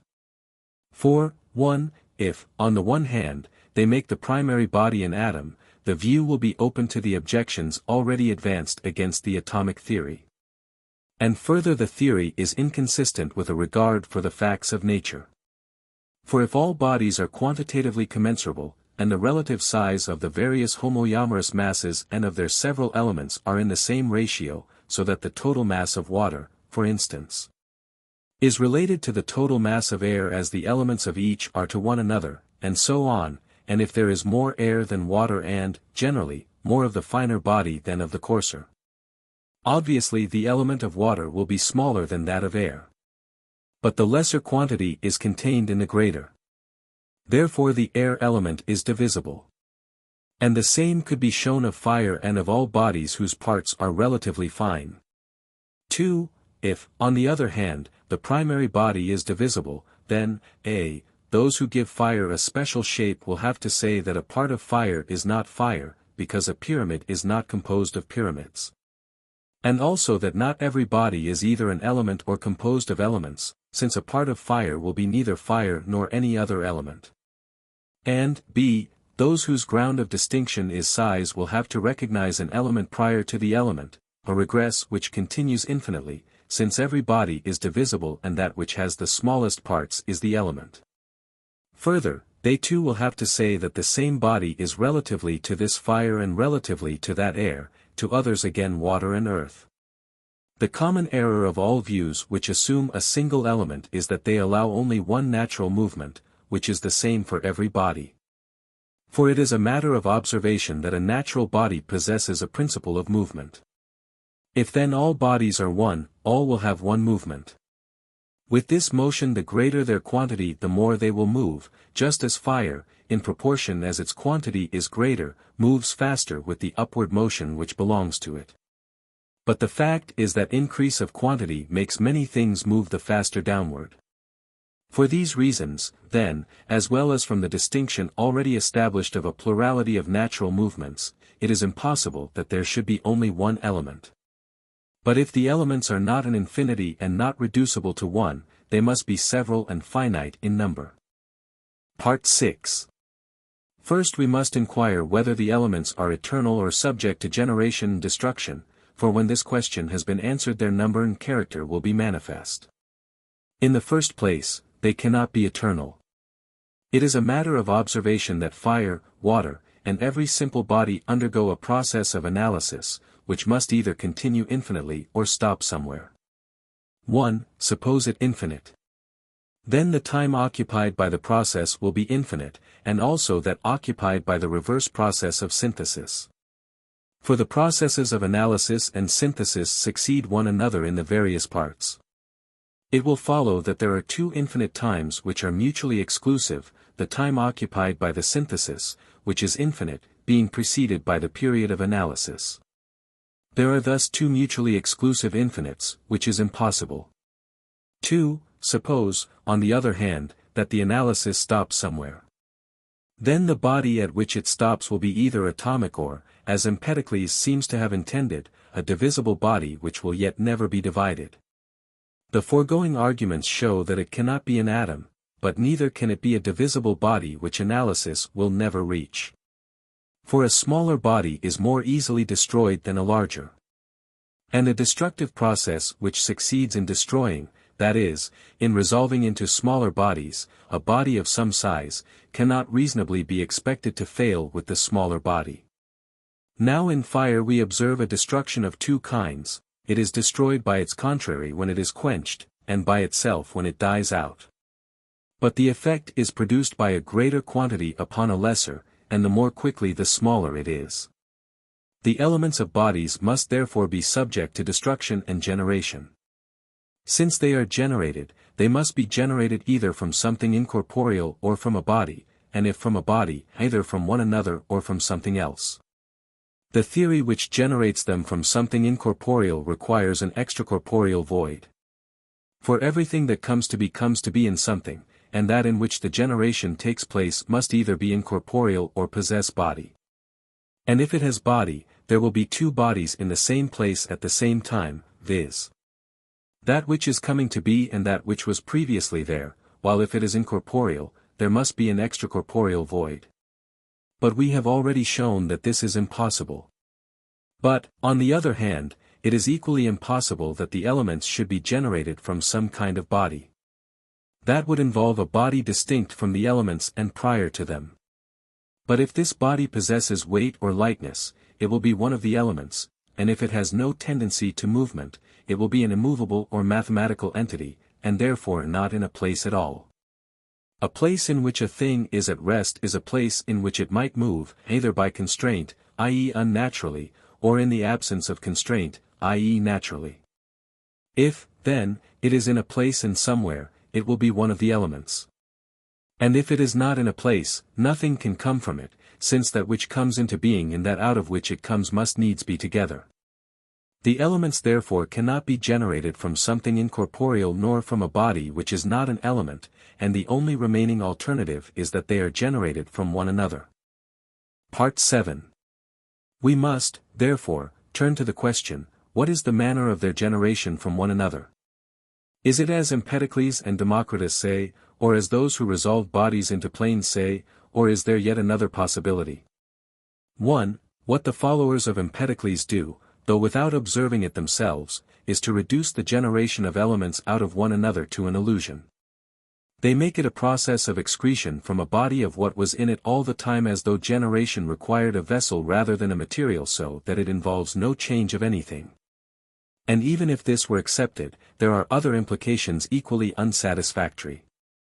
We do not expect a mass of matter to be made heavier by compression. But they will be bound to maintain this, if they say that water is a body present in air and excreted from air, since air becomes heavier when it turns into water. Again, when the mixed body is divided, they can show no reason why one of the constituents must by itself take up more room than the body did, but when water turns into air, the room occupied is increased. The fact is that the finer body takes up more room, as is obvious in any case of transformation. As the liquid is converted into vapor or air, the vessel which contains it is often burst because it does not contain room enough. Now, if there is no void at all, and if, as those who take this view say, there is no expansion of bodies, the impossibility of this is manifest, and if there is void and expansion, there is no accounting for the fact that the body which results from division of pies of necessity a greater space. It is inevitable, too, that generation of one out of another should come to a stop, since a finite quantum cannot contain an infinity of finite quanta. When earth produces water, something is taken away from the earth, for the process is one of excretion. The same thing happens again when the residue produces water. But this can only go on forever, if the finite body contains an infinity, which is impossible. Therefore the generation of elements out of one another will not always continue. 2. We have now explained that the mutual transformations of the elements cannot take place by means of excretion. The remaining alternative is that they should be generated by changing into one another. And this in one of two ways, either by change of shape, as the same wax takes the shape both of a sphere and of a cube, or, as some assert, by resolution into planes. A. Generation by change of shape would necessarily involve the assertion of atomic bodies. For if the particles were divisible, there would be a part of fire which was not fire and a part of earth which was not earth, for the reason that not every part of a pyramid is a pyramid nor of a cube a cube. But if, B, the process is resolution into planes. The first difficulty is that the elements cannot all be generated out of one another. This they are obliged to assert, and do assert. It is absurd, because it is unreasonable that one element alone should have no part in the transformations, and also contrary to the observed data of sense, according to which all alike change into one another. In fact, their explanation of the observations is not consistent with the observations. And the reason is that their ultimate principles are wrongly assumed. They had certain predetermined views, and were resolved to bring everything into line with them. It seems that perceptible things require perceptible principles, eternal things eternal principles, corruptible things corruptible principles, and, in general, every subject matter principles homogeneous with itself. But they, owing to their love for their principles, fall into the attitude of men who undertake the defense of a position in argument. In the confidence that the principles are true, they are ready to accept any consequence of their application. As though some principles did not require to be judged from their results, and particularly from their final issue. And that issue, which in the case of productive knowledge is the product, in the knowledge of nature is the unimpeachable evidence of the senses as to each fact. The result of their view is that earth has the best right to the name element, and is alone indestructible, for that which is indissoluble is indestructible and elementary, and earth alone cannot be dissolved into any body but itself. Again, in the case of those elements which do suffer dissolution, then a suspension of the triangles is unsatisfactory. But this takes place whenever one is dissolved into another, because of the numerical inequality of the triangles which compose them. Further, those who hold these views must needs suppose that generation does not start from a body. For what is generated out of planes cannot be said to have been generated from a body. And they must also assert that not all bodies are divisible, coming thus into conflict with our most accurate sciences, namely the mathematical, which assume that even the intelligible is divisible, while they, in their anxiety to save their hypothesis, cannot even admit this of every perceptible thing. For anyone who gives each element a shape of its own, and makes this the ground of distinction between the substances, has to attribute to them indivisibility.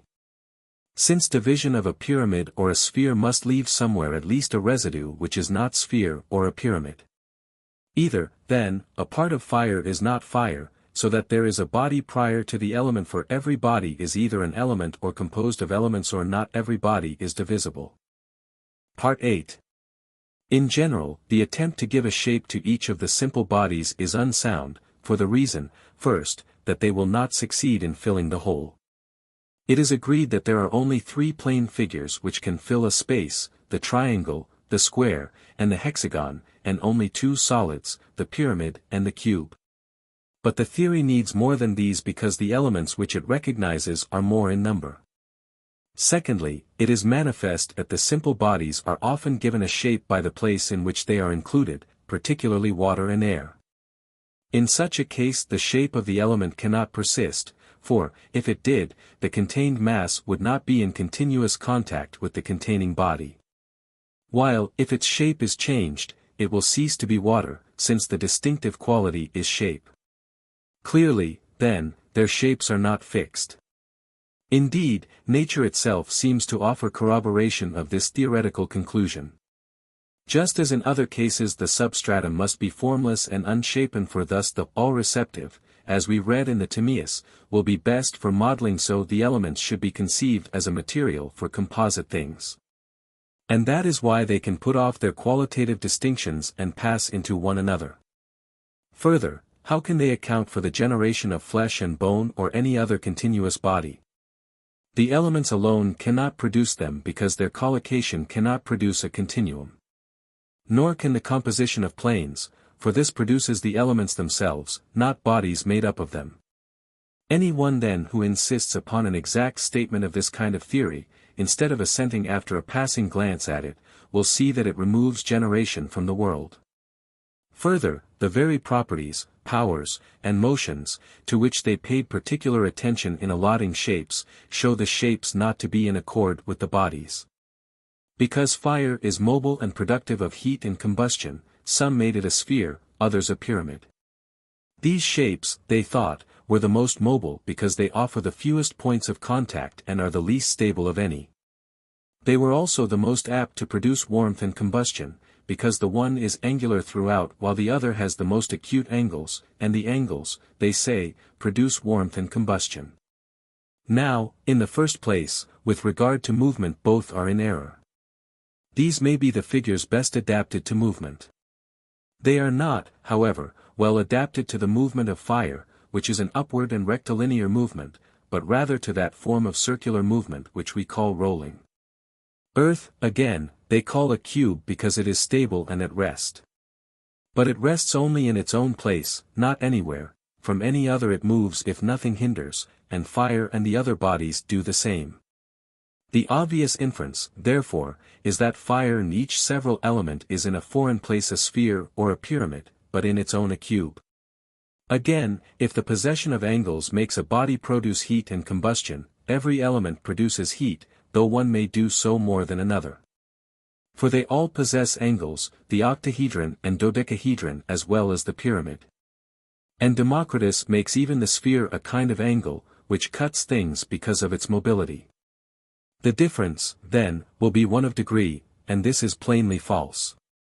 They must also accept the inference that the mathematical produce heat and combustion, since they too possess angles and contain atomic spheres and pyramids, especially if there are, as they allege, atomic figures. Anyhow, if these functions belong to some of these things and not to others, they should explain the difference, instead of speaking in quite general terms as they do. Again, combustion of a body produces fire, and fire is a sphere or a pyramid. The body, then, is turned into spheres or pyramids. Let us grant that these figures may reasonably be supposed to cut and break up bodies as fire does. Still it remains quite inexplicable that a pyramid must needs produce pyramids or a sphere spheres. One might as well postulate that a knife or a saw divides things into knives or saws. It is also ridiculous to think only of division when allotting fire its shape. Fire is generally thought of as combining and connecting rather than as separating. For though it separates bodies different in kind, it combines those which are the same, and the combining is essential to it, the functions of connecting and uniting being a mark of fire, while the separating is incidental. For the expulsion of the foreign body is an incident in the compacting of the homogeneous. In choosing the shape, then, they should have thought either of both functions or preferably of the combining function. In addition, since hot and cold are contrary powers, it is impossible to allot any shape to the cold. For the shape given must be the contrary of that given to the hot, but there is no contrariety between figures.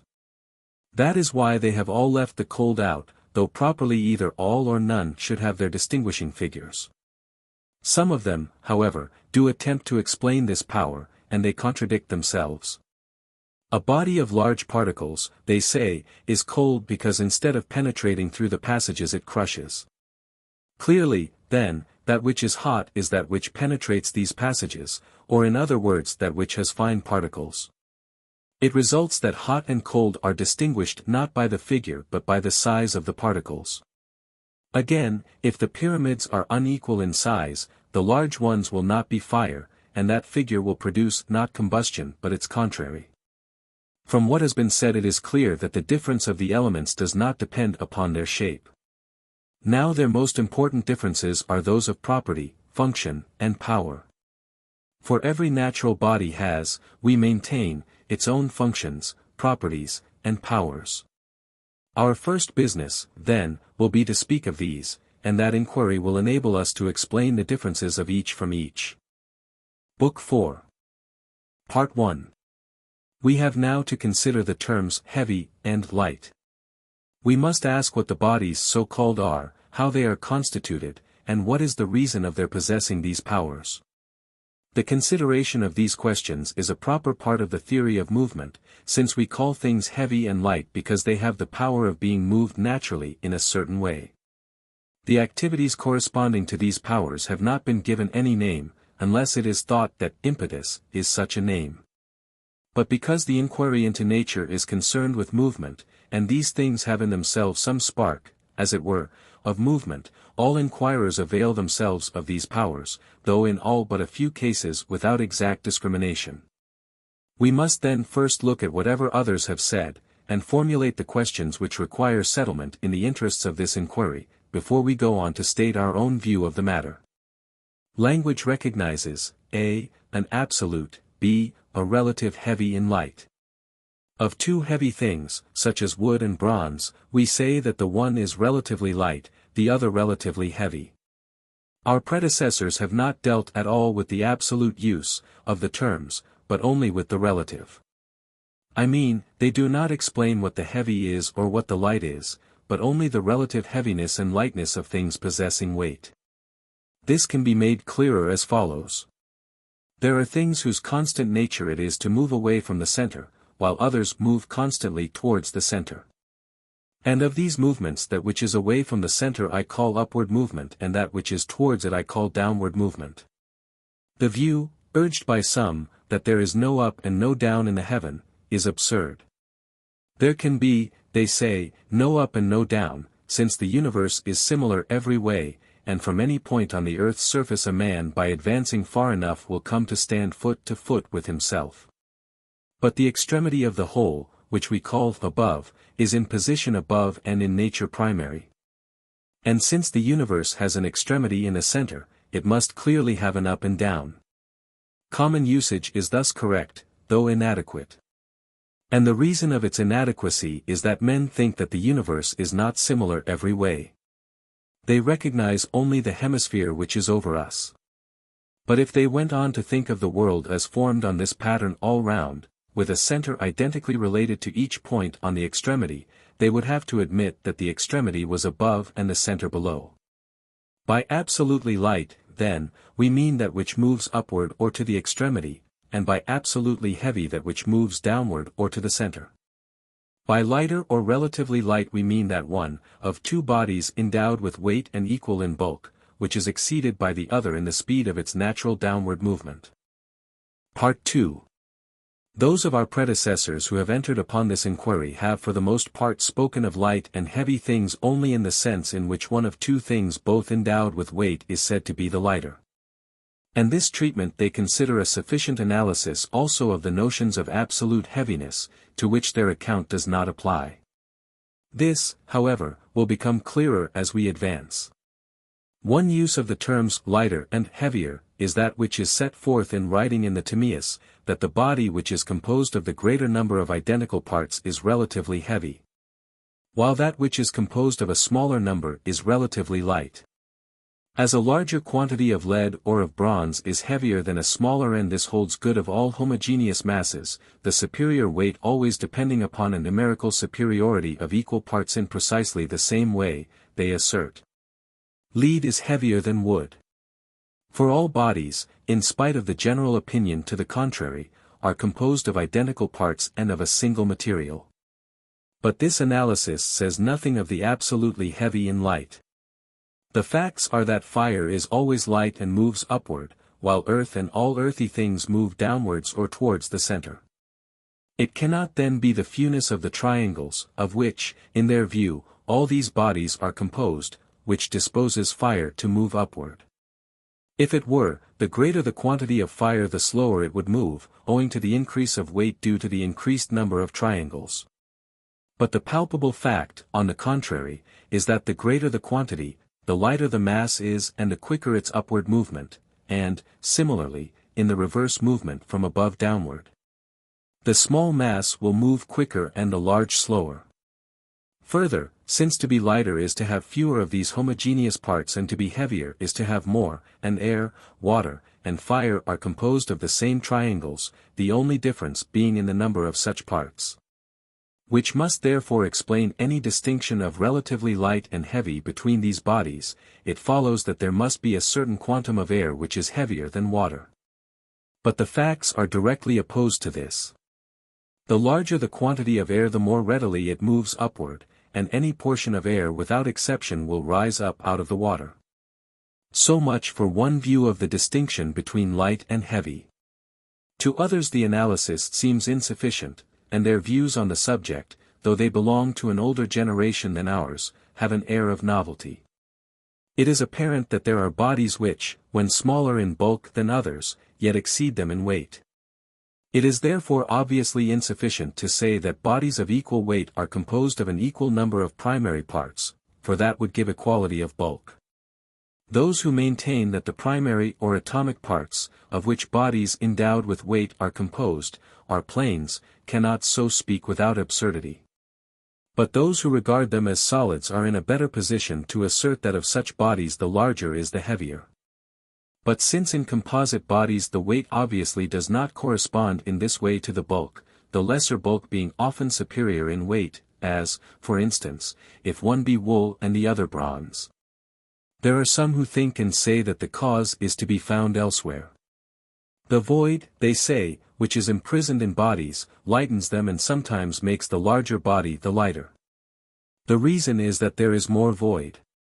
And this would also account for the fact that a body composed of a number of solid parts equal to, or even smaller than, that of another is sometimes larger in bulk than it. In short, generally and in every case a body is relatively light when it contains a relatively large amount of void. This is the way they put it themselves, but their account requires an addition.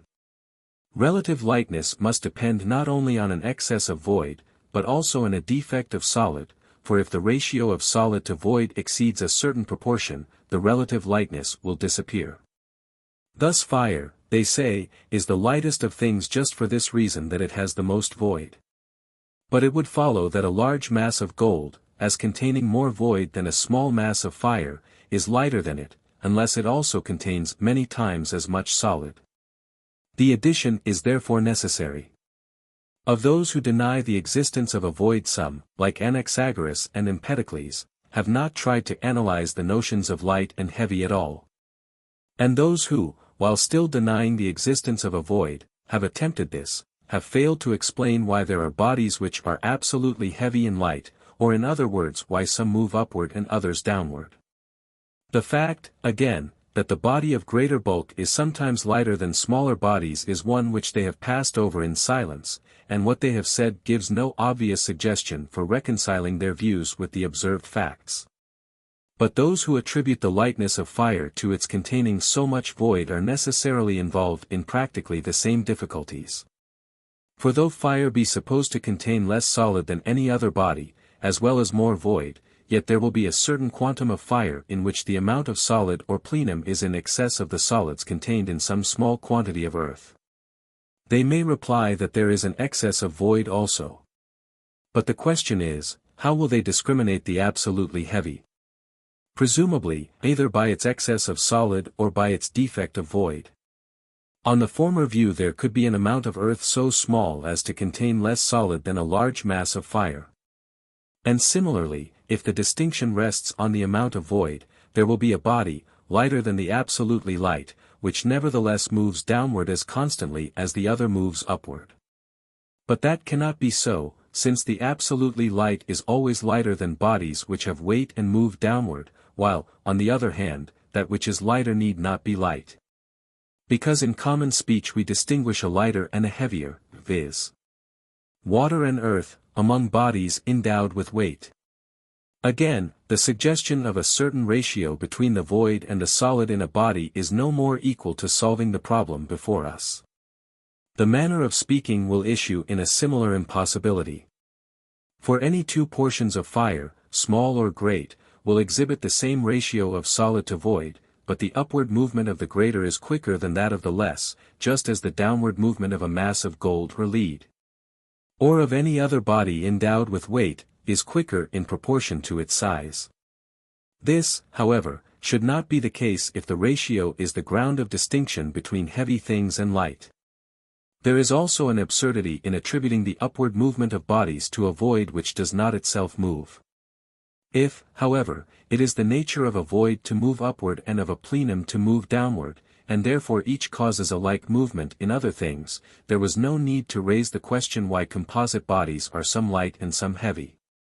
They had only to explain why these two things are themselves light and heavy respectively, and to give, further, the reason why the plenum and the void are not eternally separated. It is also unreasonable to imagine a place for the void, as if the void were not itself a kind of place. But if the void is to move, it must have a place out of which and into which the change carries it.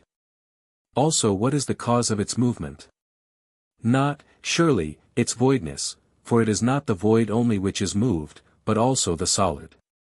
Similar difficulties are involved in all other methods of distinction, whether they account for the relative lightness and heaviness of bodies by distinctions of size, or proceed on any other principle. So long as they attribute to each the same matter, or even if they recognize more than one matter, so long as that means only a pair of contraries. If there is a single matter, as with those who compose things of triangles, nothing can be absolutely heavy or light, and if there is one matter and its contrary the void, for instance. And the plenum no reason can be given for the relative lightness and heaviness of the bodies intermediate between the absolutely light and heavy when compared either with one another or with these themselves. The view which bases the distinction upon differences of size is more like a mere fiction than those previously mentioned, but, in that it is able to make distinctions between the four elements. It is in a stronger position for meeting the foregoing difficulties. Since, however, it imagines that these bodies which differ in size are all made of one substance, it implies, equally with the view that there is but one matter. That there is nothing absolutely light and nothing which moves upward, except as being passed by other things or forced up by them. And since a multitude of small atoms are heavier than a few large ones, it will follow that much air or fire is heavier than a little water or earth, which is impossible. Part 3. These, then, are the views which have been advanced by others and the terms in which they state them. We may begin our own statement by settling a question which to some has been the main difficulty, the question why some bodies move always and naturally upward and others downward, while others again move both upward and downward. After that we will inquire into light and heavy and of the various phenomena connected with them. The local movement of each body into its own place must be regarded as similar to what happens in connection with other forms of generation and change. There are, in fact, three kinds of movement, affecting respectively the size, the form, and the place of a thing.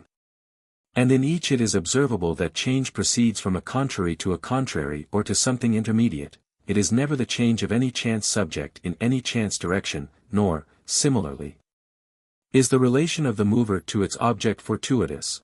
The thing altered is different from the thing increased, and precisely the same difference holds between that which produces alteration and that which produces increase. In the same manner it must be thought that produces local motion and that which is so moved are not fortuitously related. Now, that which produces upward and downward movement is that which produces weight and lightness, and that which is moved is that which is potentially heavy or light, and the movement of each body to its own place is motion towards its own form. It is best to interpret in this sense the common statement of the older writers that like moves to like. For the words are not in every sense true to fact. If one were to remove the earth to where the moon now is, the various fragments of earth would each move not towards it but to the place in which it now is.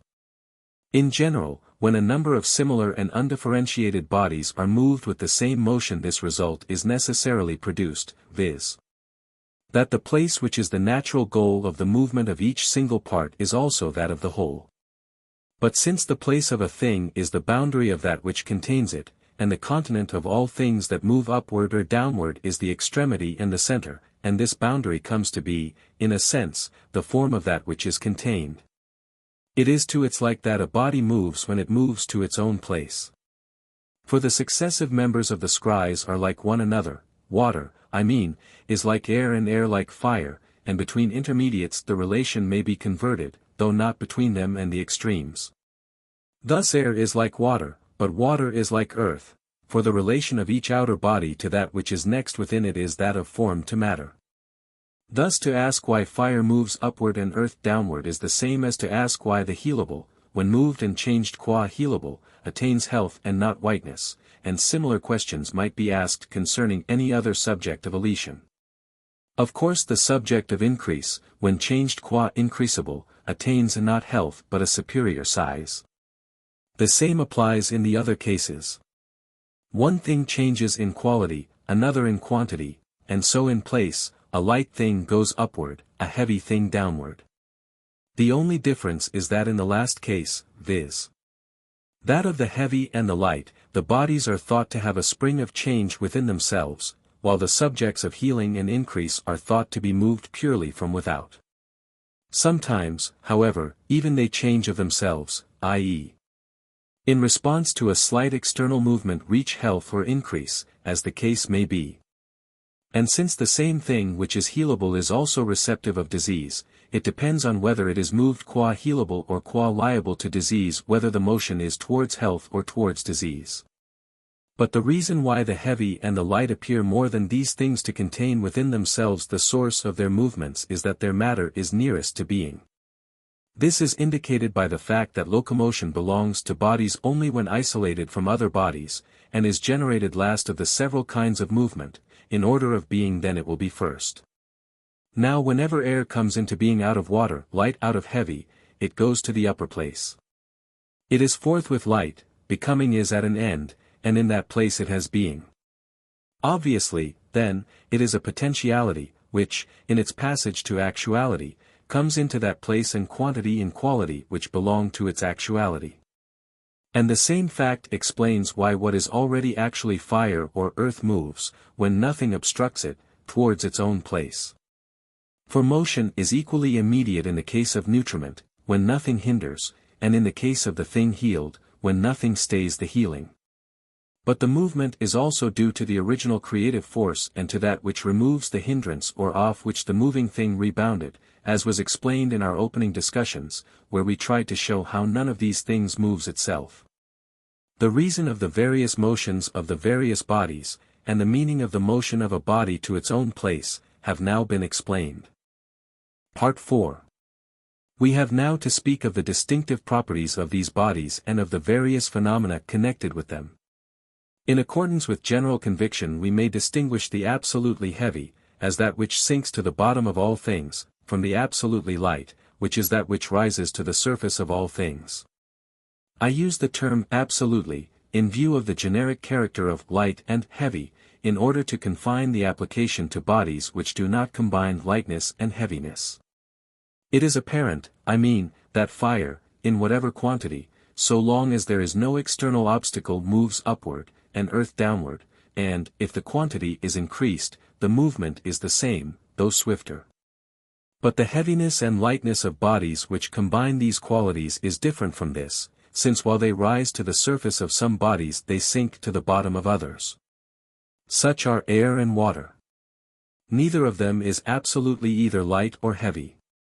Both are lighter than earth, for any portion of either rises to the surface of it, but heavier than fire, since a portion of either, whatever its quantity, sinks to the bottom of fire. Compared together, however, the one has absolute weight, the other absolute lightness, since air in any quantity rises to the surface of water, while water in any quantity sinks to the bottom of air. Now other bodies are severally light and heavy, and evidently in them the attributes are due to the difference of their uncompounded parts, that is to say, according as the one or the other happens to preponderate, the bodies will be heavy and light respectively. Therefore we need only speak of these parts, since they are primary and all else consequential, and in so doing we shall be following the advice which we gave to those whose attribute heaviness to the presence of plenum and lightness to that of void. It is due to the properties of the elementary bodies that a body which is regarded as light in one place is regarded as heavy in another, and vice versa. In air, for instance, a talent's weight of wood is heavier than a mina of lead, but in water the wood is the lighter. The reason is that all the elements except fire have weight and all but earth lightness. Earth, then, and bodies in which earth preponderates, must needs have weight everywhere, while water is heavy anywhere but in earth, and air is heavy when not in water or earth. In its own place each of these bodies has weight except fire, even air. Of this we have evidence in the fact that a bladder when inflated weighs more than when empty.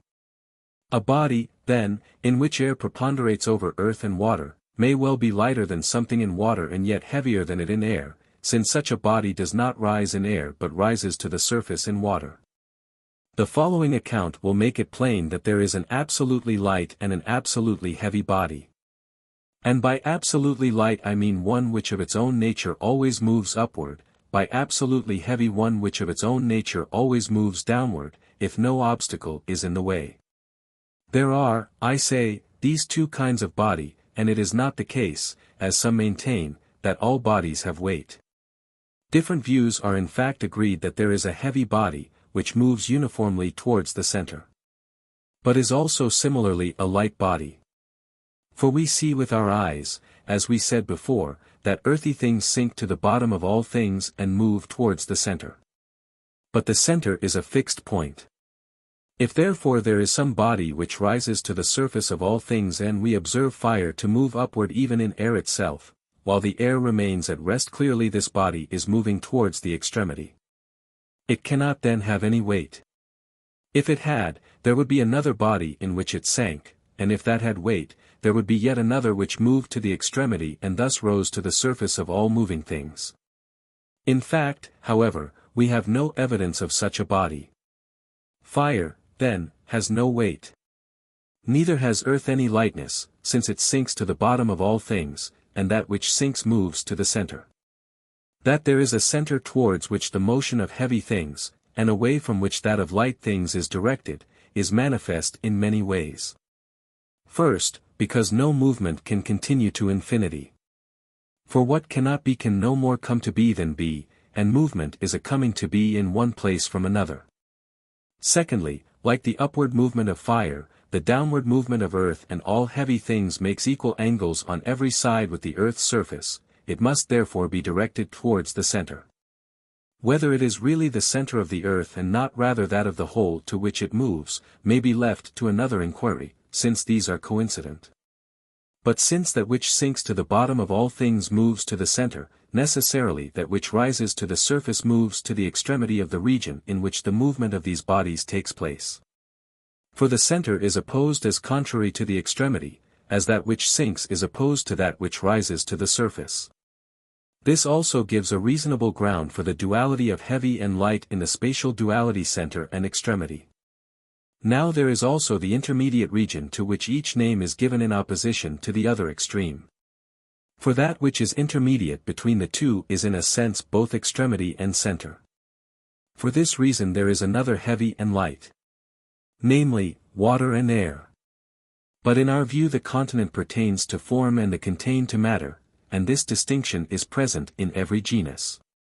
Alike in the sphere of quality and in that of quantity there is that which corresponds rather to form and that which corresponds to matter. In the same way, among spatial distinctions, the above belongs to the determinate, the below to matter. The same holds, consequently, also of the matter itself of that which is heavy and light, as potentially possessing the one character, it is matter for the heavy, and as potentially possessing the other, for the light. It is the same matter, but its being is different, as that which is receptive of disease is the same as that which is receptive of health, though in being different from it, and therefore diseasedness is different from healthiness. Part 5. A thing then which has the one kind of matter is light and always moves upward, while a thing which has the opposite matter is heavy and always moves downward. Bodies composed of kinds of matter different from these but having relatively to each other the character which these have absolutely, possess both the upward and the downward motion. Hence air and water each have both lightness and weight, and water sinks to the bottom of all things except earth, while air rises to the surface of all things except fire.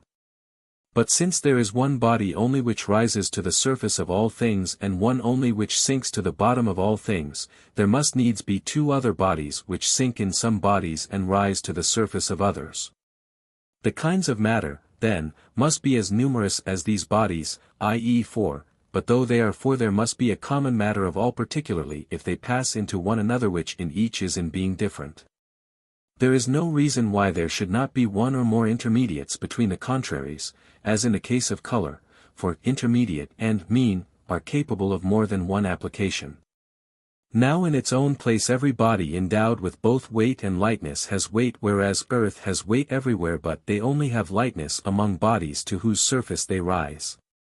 Hence when a support is withdrawn such a body moves downward until it reaches the body next below it, air to the place of water and water to that of earth. But if the fire above air is removed, it will not move upward to the place of fire, except by constraint. And in that way water also may be drawn up, when the upward movement of air which has had a common surface with it is swift enough to overpower the downward impulse of the water. Nor does water move upward to the place of air, except in the manner just described. Earth is not so affected at all, because a common surface is not possible to it. Hence water is drawn up into the vessel to which fire is applied, but not earth. As earth fails to move upward, so fire fails to move downward when air is withdrawn from beneath it, for fire has no weight even in its own place, as earth has no lightness.